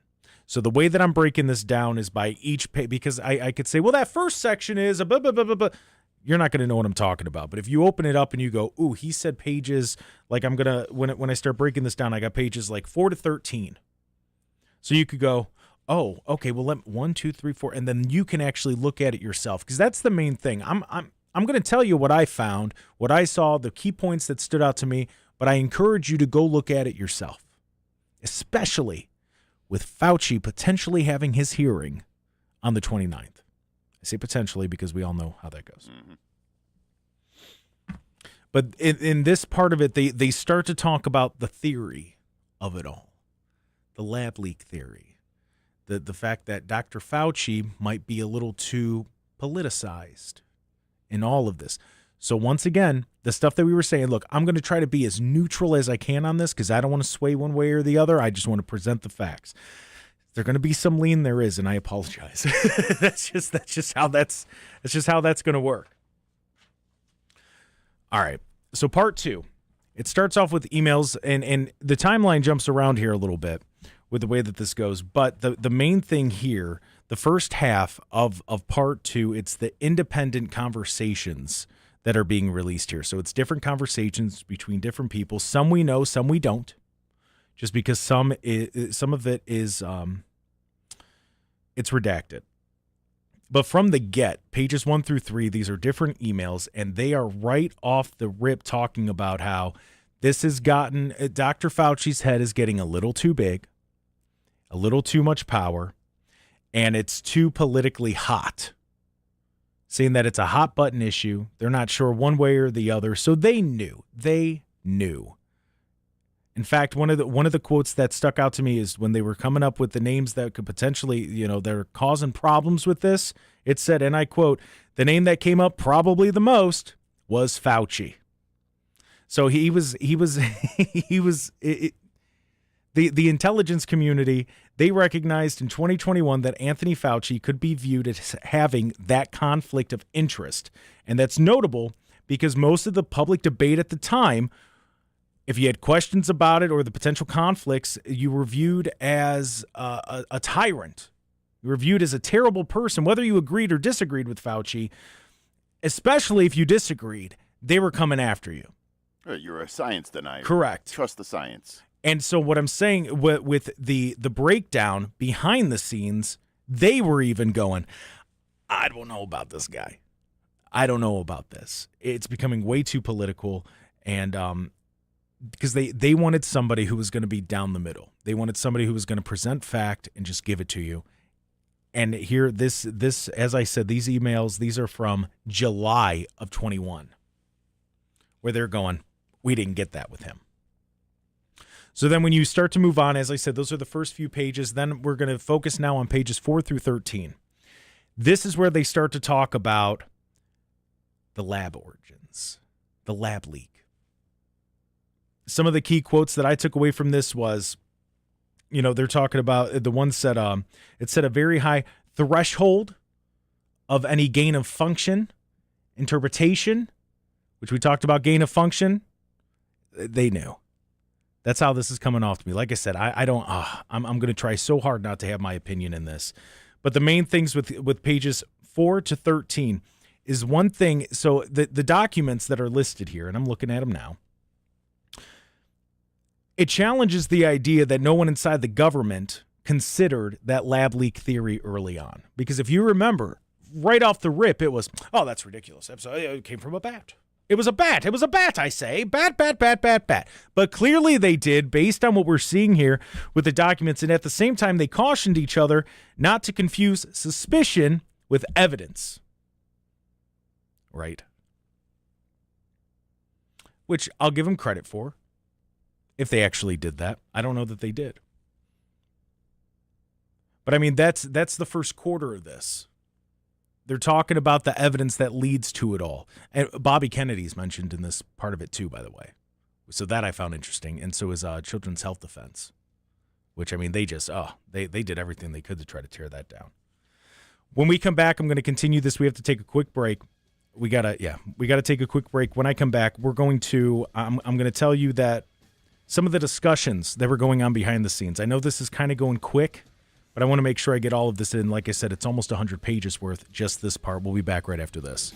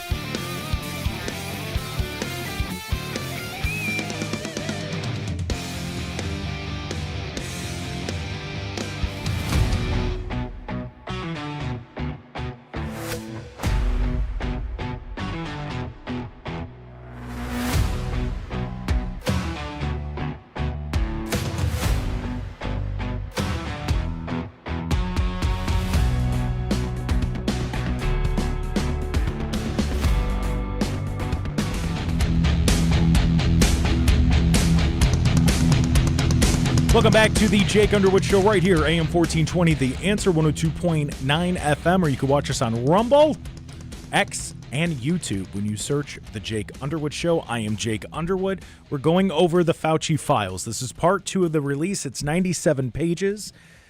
And the best way I can think about going through it is I go through looking at it and I break it down by the different topics. So originally we've gotten through the first, I don't know, like 13 pages. That's where we're at right now. So it's just this breakdown of it, because the whole theme here, what I'm noticing is the same way that we had questions, so did they. So did the government officials, which I think we knew. Obviously, we knew that everybody had questions about it. But the same things that we were discussing and getting shut down for, the government, they were discussing it also. They had the same questions. They had the same curiosities about everything that was going on. And they weren't getting shut down. Their emails were getting redacted years later. But they weren't getting shut down like we were. I mean, that's Secretary Kennedy. He was one of the big ones who got shut down. Millions of followers on Instagram got the account pulled. That's the first one that pops into my mind because I remember hearing about it. But I mean, I know I got some stuff removed a few times. Kenny, I'm sure you did. Oh yeah, dude, I've been suspended off of X and Facebook. I got reprimanded by Facebook. I got thrown into Facebook jail a couple of times. Yeah, and it was all mainly just questioning things. Yeah, and that's where a lot of people were. So if we hop back into it. As I said, the agencies, they were questioning things also. And so if you look at pages 8 through 12, the Department of Energy is reaching out, talking about to discuss the spike protein, which we've had Thomas Havlin on to talk about that. He's been at McFan. We talked about the spike protein in the vaccines, different things that causes the white blood clots that you see.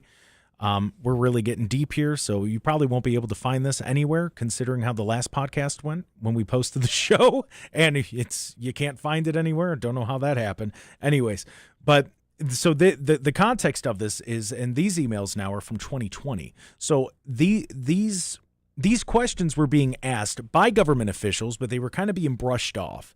And if you didn't go with the talking points, you just weren't heard. And so if we hop back in now, it's still emails in 2020. This is pages 14 through 20.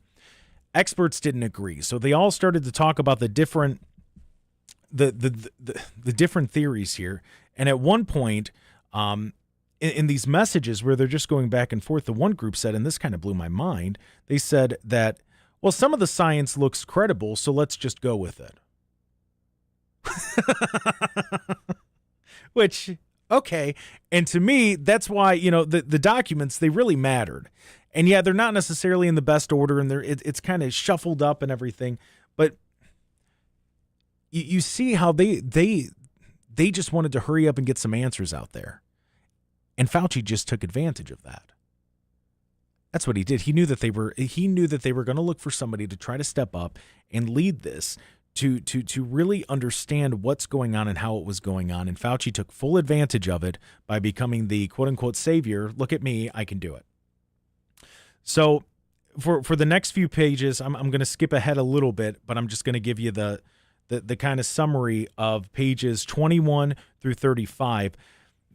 It's more so of the questioning here. And we talked about the lab theory, how it's starting to come to the forefront here, and they're doing everything they can to push it back. Then, Robert F. Kennedy Jr. wrote a letter. And he wrote a letter explaining how this different thing with vaccines, how the vaccine, it's odd because we're being told to take it, but if you do take it, it's not going to stop transmission, and all these different things. So then they start to discuss this, obviously, because it's a Kennedy. People are going to pay attention. And this is when Robert F. Kennedy Jr. and Children's Health Defense call for congressional investigation of COVID origin. This is back in October of 2020. Bobby was on it. He wrote this letter, and a lot of this is redacted, what they had to say about the letter, which I thought was hilarious.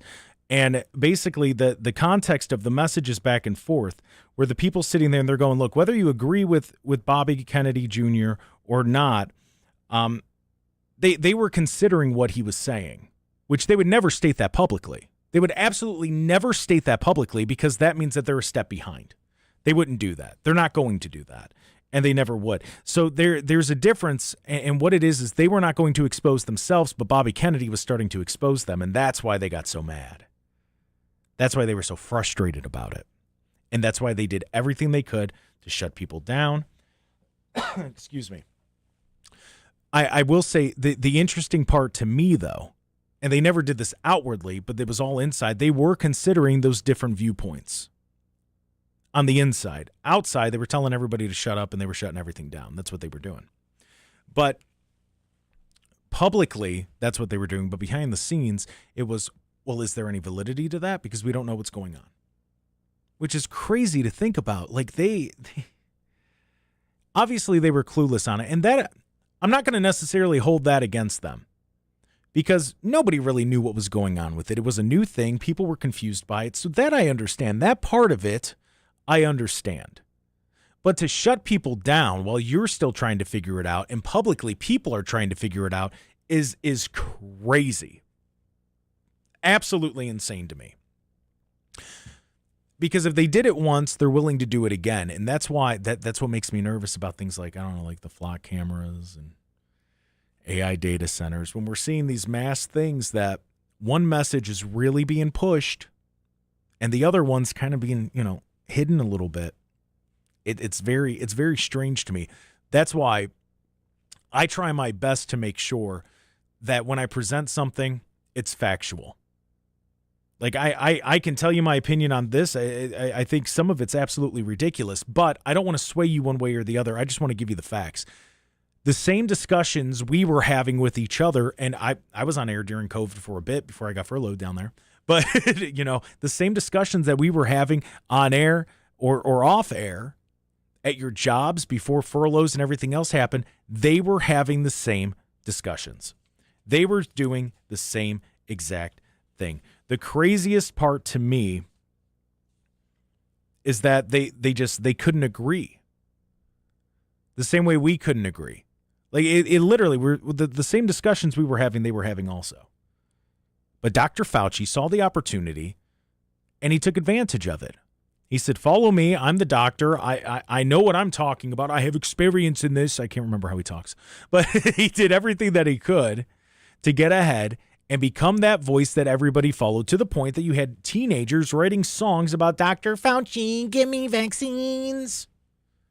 Because he took advantage of it. He wanted to be a celebrity in the moment, and we saw that from a lot of politicians and a lot of people in power. Every day at 2, don't forget, wine with the wine. So they took advantage of all of this. They did everything they could to make sure that when this was over, man, could they write a book. And what did he do? Fauci wrote that book. And what did the media do? They sat there and they praised him. I will say this, and this will be one of the only opinion that I inject into this. The worst thing was after COVID, and when I was a news anchor, was having to read a news report, and then as soon as it's done, this report is brought to you by Pfizer. Sick to my stomach every time. Because how can the listener expect me to be honest when that's something that's playing right after a news report? And I know a lot of people who felt that way. We really couldn't say anything. I mean, it's the sponsor. Do we want to keep a job? So we really couldn't say anything, and there were a lot of people that were dealing with stuff like that. It's crazy. This is only the first half. That's the craziest part. It's only the first half. I have another stack of papers. It's only the first half of part 2. Right. There's more parts. Yeah, I still have pages 51 to 97 to go through. But there's so much here. And the craziest part to me is that, we start to get into new claims about DARPA and EcoHealth and all these different things. They knew. I mean, they were watching the Project Veritas stories too. Everything that we saw, they saw also. But they were allowed to comment on it, and we weren't. That's the part that bothers me the most about all of this. Like, you know what? People would have lost their minds in the moment. I would have much rather, hey, we don't know what's going on yet. Hey, we're still trying to figure it out. We're working on that. These are the theories that we have. That would have made so much more sense. But instead, they had to drive fear. They had to do what they did what they did. And I think we all have ideas as to why. I have my ideas as to why. It was a dry run. They wanted to see how far they could get. I don't doubt that was the intent of some people. When we come back, the second half of part 2 of the Fauci Files. This is the Jake Underwood Show. Yeah, like I said, pages 51 through 97. It's going to have to be quick because I know we're coming up against it. Final half an hour coming up right after this.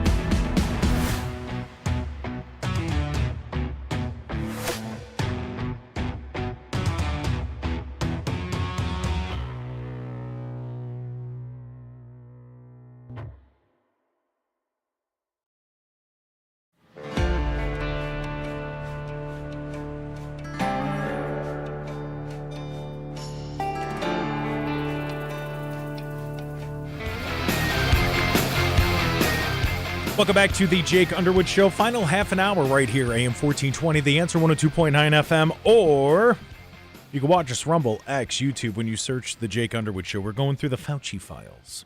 This is part two, second half of part two. Best way to say it, because they released it in 4 parts. And now we're going through pages 51 through 97. But first, I want to get to Paul in Hinckley. Paul, you're in the air. Yes, I hear you, Jake. Hey, early in 2021, there was a book published called What Happened in Wuhan. It was done by an investigative woman reporter from Australia. And she had some contacts, actually, with some Chinese that were working with the CIA. And the rumor was what was going on in China at the time. And he explained, actually, very well, gave her clues what to follow up on. Mm-hmm. And in this book, there's pictures and all kinds of documentation with Fauci. And it wasn't just involved with U.S. France was involved, Australia. Many people were using that place as chemical warfare, right. Biological warfare. Yeah. And it talks about the bat caves, even years before, how they have all these different feces collections and how they find these different bacteria that they need. So I just want to let you know, if you can look that book up, and it was published very early, and it was all true. It all came true later.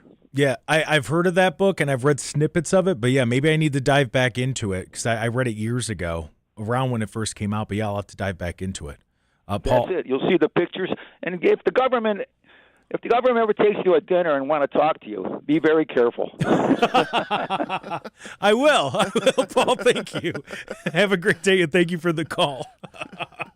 Another book that one was very early on, but another one, it was released in 23, was The Wuhan Cover-Up. It was by Robert F. Kennedy Jr. Mm-hmm. And he was actually like editing that while on the campaign trail. That guy, something else. That's a completely different story though. But it was.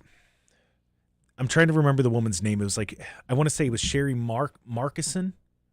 I think that's her name. The author of that book. All right, this is going to kind of be rapid fire as I go through this, because it shifts a lot, and I apologize, because I want to give it as much due diligence as I can with this. But now this is going to go from page 51 to 97. Now, remind you, there's another 2 parts to this that we're going to get into, and I want to get into. I want to do it ideally before Fauci's on trial. Right now, that's scheduled for July 29th. Senator Rand Paul announced that last night. All right, let's get back into it. So the second half of part 2, it isn't necessarily about proving where COVID came from, but it's about how the intelligence community handled the new claims as they surfaced. So like I said, Project Veritas, EcoHealth Alliance, we mentioned Bobby Kennedy and Children's Health Defense in the first half. And later, questions about Dr. Fauci's interactions with the CIA. This is where it starts to get interesting, because officials, they took a consistent approach. I'll give them that. They were reviewing the information. They were trying to separate fact from speculation, but they didn't know one from the other. And they would continue investigating rather than immediately accepting or rejecting the high-profile claims. So around this time, because this is starting to be late 2021. So now it's a little bit later now. So now they're not as closed off to the claims as they were, because they're starting to see things. And as Paul from Hinckley said, if you remember, because I remember that I was telling people when I was working down the dial, I'm going, by April we're going to be laid off. By April. Because I was watching the videos of what was happening in China, where they were going in there with blow torches and they were sealing doors off of apartment buildings. I saw what was going on there. And I wasn't the only one. We all saw it. We all knew what was coming if you were paying attention. You saw that this is something you're going, oh, this isn't just a cold, or they're not treating it as if it's just a cold. All right, let's dive back in. So as I said, with part 2, this is about the claims, the new claims that were being made. Like I said, Project Veritas, DARPA, EcoHealth. Officials they were talking about specifically a Washington Times article that was discussing Project Veritas's documents when it came to Dr. Joseph Murphy's memo alleging that SARS-CoV-2 was connected to vaccine research. One of the key quotes to me that stuck out to me, there was a lot of, oh, wow, this is new to me. Some of the claims in the article are flat out wrong, while other claims seem to be somewhat fact. It's just back and forth. Once again, they were clueless. They didn't know. But it was interesting because the reaction inside the government, it wasn't dismissed. These claims weren't dismissed. They were actually discussing them. And like I said, to the point that people are going, well, I mean, some of it's just a lie, but I mean, there is some fact there. So they knew we were starting to get it a little bit. Project Veritas did a great job with the studies that they were doing, with the rogue journalism, if you want to call it that.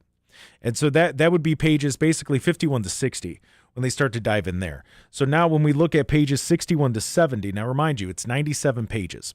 So 61 to 70, this is when they start to see more of the intelligence officers. They're starting to pay attention to the independent online investigators. So this is the Project Veritas. This is the Drastic. That was the big one. Drastic was one of them. The Children's Health Defense Television, stuff like that. They started to look into this, and they noticed that there was a lot of public conversation about the lab leak theory. So that's pages 61 to 70. So if we go 71 to 80, this is directly about the Project Veritas stuff. And that had a stranglehold on me. I was following that like crazy because I wanted to know. I absolutely wanted to know what they were finding out. And the part because you had the article, plus you had the videos and different things going on with it. And so officials, they were continuing to review the allegations involving DARPA, EcoHealth Alliance, and Wuhan. And the emails didn't validate the claims, but they discussed how to evaluate them. So they weren't saying it was 100% fact. They were just kind of discussing, all right, so how do we determine if this is true? One of the key quotes from the emails here, they said SARS-CoV is basically COVID-19 is an American-created recombative bat vaccine. But it was immediately followed up by, we are unable to confirm the authenticity of the documents because they were published by Project Veritas. This is a decent example about how they were handling these controversial claims. And what I mean by that is they would look at them, they'd try to break them down the best that they could, and then they'd go, well, I don't know if that's legit or not. It was very strange the way that they were starting to handle the outside media, the independent media, the Nick Shirleys of the world, right? Because this would have been, at the time, I believe this would have been, that was James O'Keefe, Project Veritas. Yeah, O'Keefe. So, which James O'Keefe, I mean, that guy, he's also handling O'Keefe the fraud Media stuff. Group now, but yeah, he's been all over the fraud as well. It's incredible.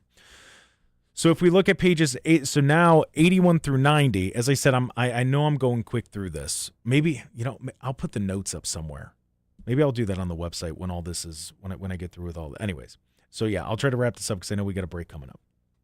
Pages 81 through 90, they continue to review the emerging evidence. So once again, talking about EcoHealth Alliance, DARPA, the Wuhan Institute of Virology, and gain-of-function research, because that's when it started becoming more popular among the talking heads online, the independent media, whether it was you, me, tweeting, posting stuff on Facebook, resharing videos, reposting, whatever it might have been. They noticed we were paying attention to it, so then that's when they picked it up and started looking at it. Pages 91 to 97, Fauci and the CIA. The final section responds to public claims that Dr. Fauci secretly visited with the CIA headquarters. Some of the quotes here, which I don't know. I don't know if he did. I hope they ask him about it because it seems to be back and forth. One of the quotes here is Dr. Fauci offered thoughts related to China's research, early illness detected at the Wuhan Institute of Virology, a single versus multi-lineage evolution of the virus. So I know that sounds like a mouthful. To me, that means he knew exactly the way this was going to go. And that's why he put himself in a position to be able to comment on it, because he knew. So to me, this is the big part of part 2, which of course it's saved for the end. Ironic, because the CIA is actually acknowledging that Fauci anticipated in roughly about 40 minutes worth of secure video briefing, but nobody's seen it. Is there record of it? Is there going to be video that pops up somewhere? I don't know. But yeah, that's part 2 of the Fauci Files. Like I said, I know that moved quick. I think I'm going to just end up posting my notes and stuff online so people could follow along with it. That's a good idea. Yeah, like I said, I know it's a lot, and I know I breezed through that. We went through 97 pages in 36 minutes? You take out commercial breaks? Roughly. Yeah. So I know that's a lot, but I want to make sure that you all know. The main thing from part 2, like I said, Fauci supposedly met with the CIA for 40 minutes to discuss all of this. We'll see if that ends up being true. They're saying that there's footage. I've never seen the footage, so I don't know. Like I said, this is from one of the most heavily redacted areas of the file here. But yeah, like I said, I wanted to make you all aware. We're going to take a break. When we come back, we'll put a bow on the show, review some things. I'll get Kenny's opinion on what was just discussed here. We'll be back right after this.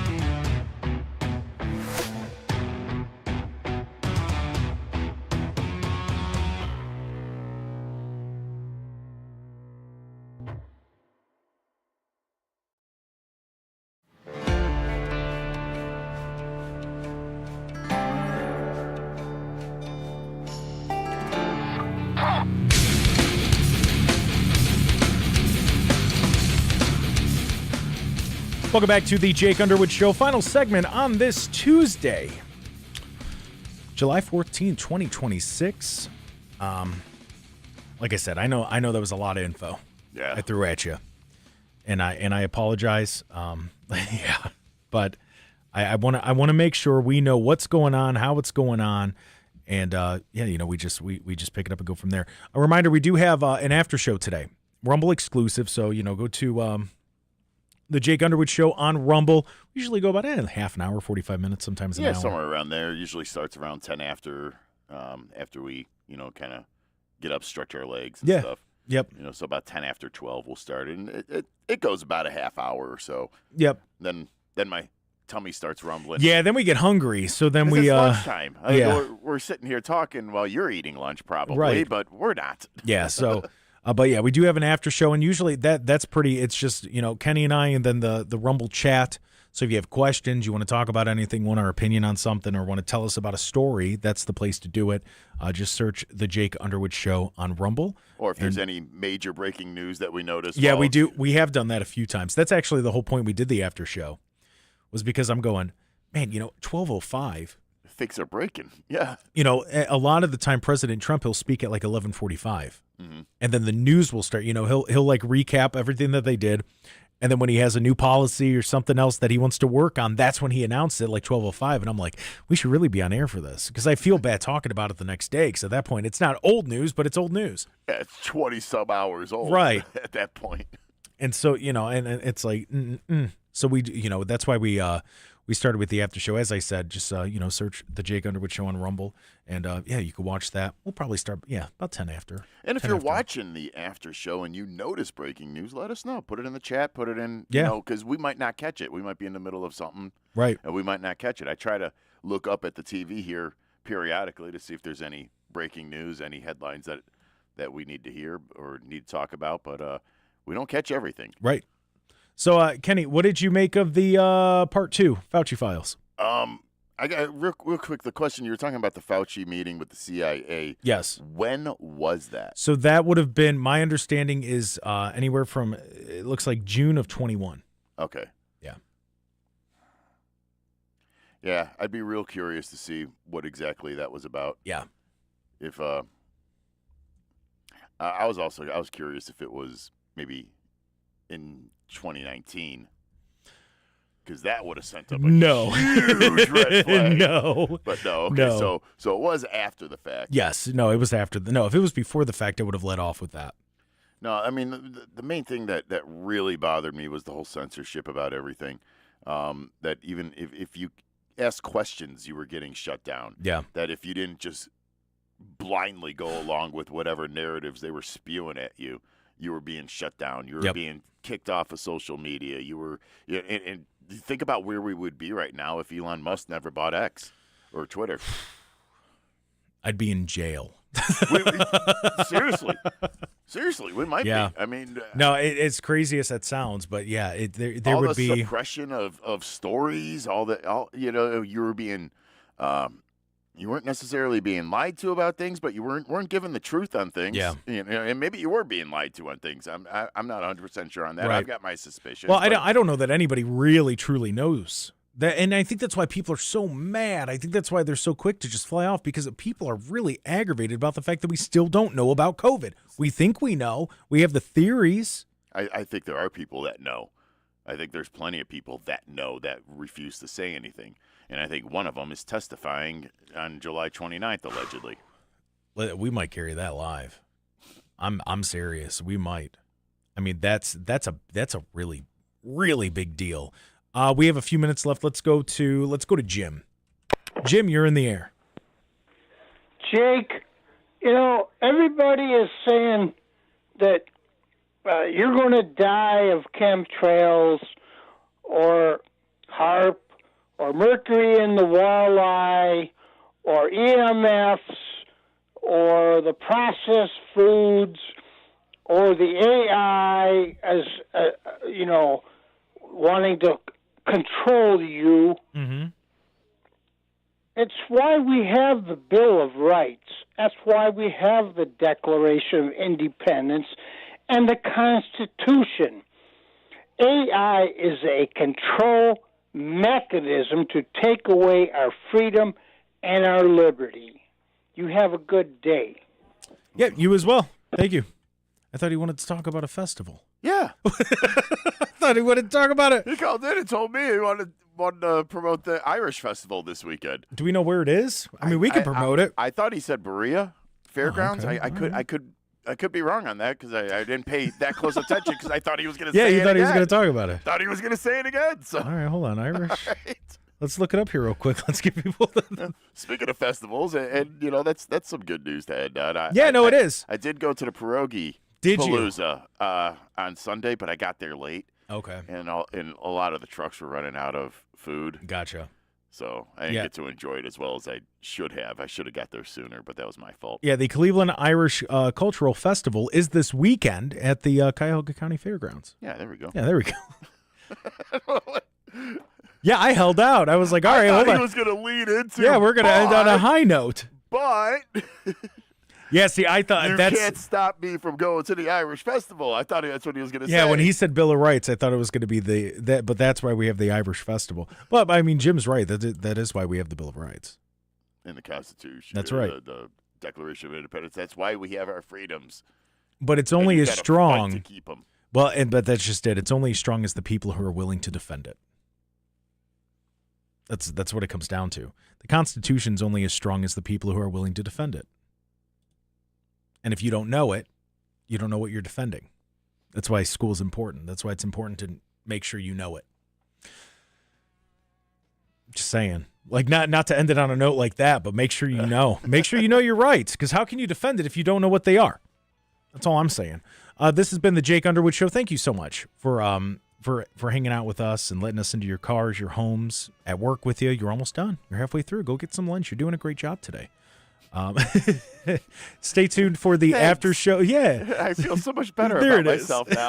Stay tuned for the after show. If you're watching on Rumble, search the Jake Underwood Show. Tell someone about Jesus today, will you? Give them some good news. We talked about a lot of negativity today. Just remember, the ultimate positivity is our Lord and Savior Jesus Christ. So tell someone about it. We'll be back tomorrow. We'll speak with Donovan O'Neill, and we'll talk to you then. Have a great day. We'll see you tomorrow.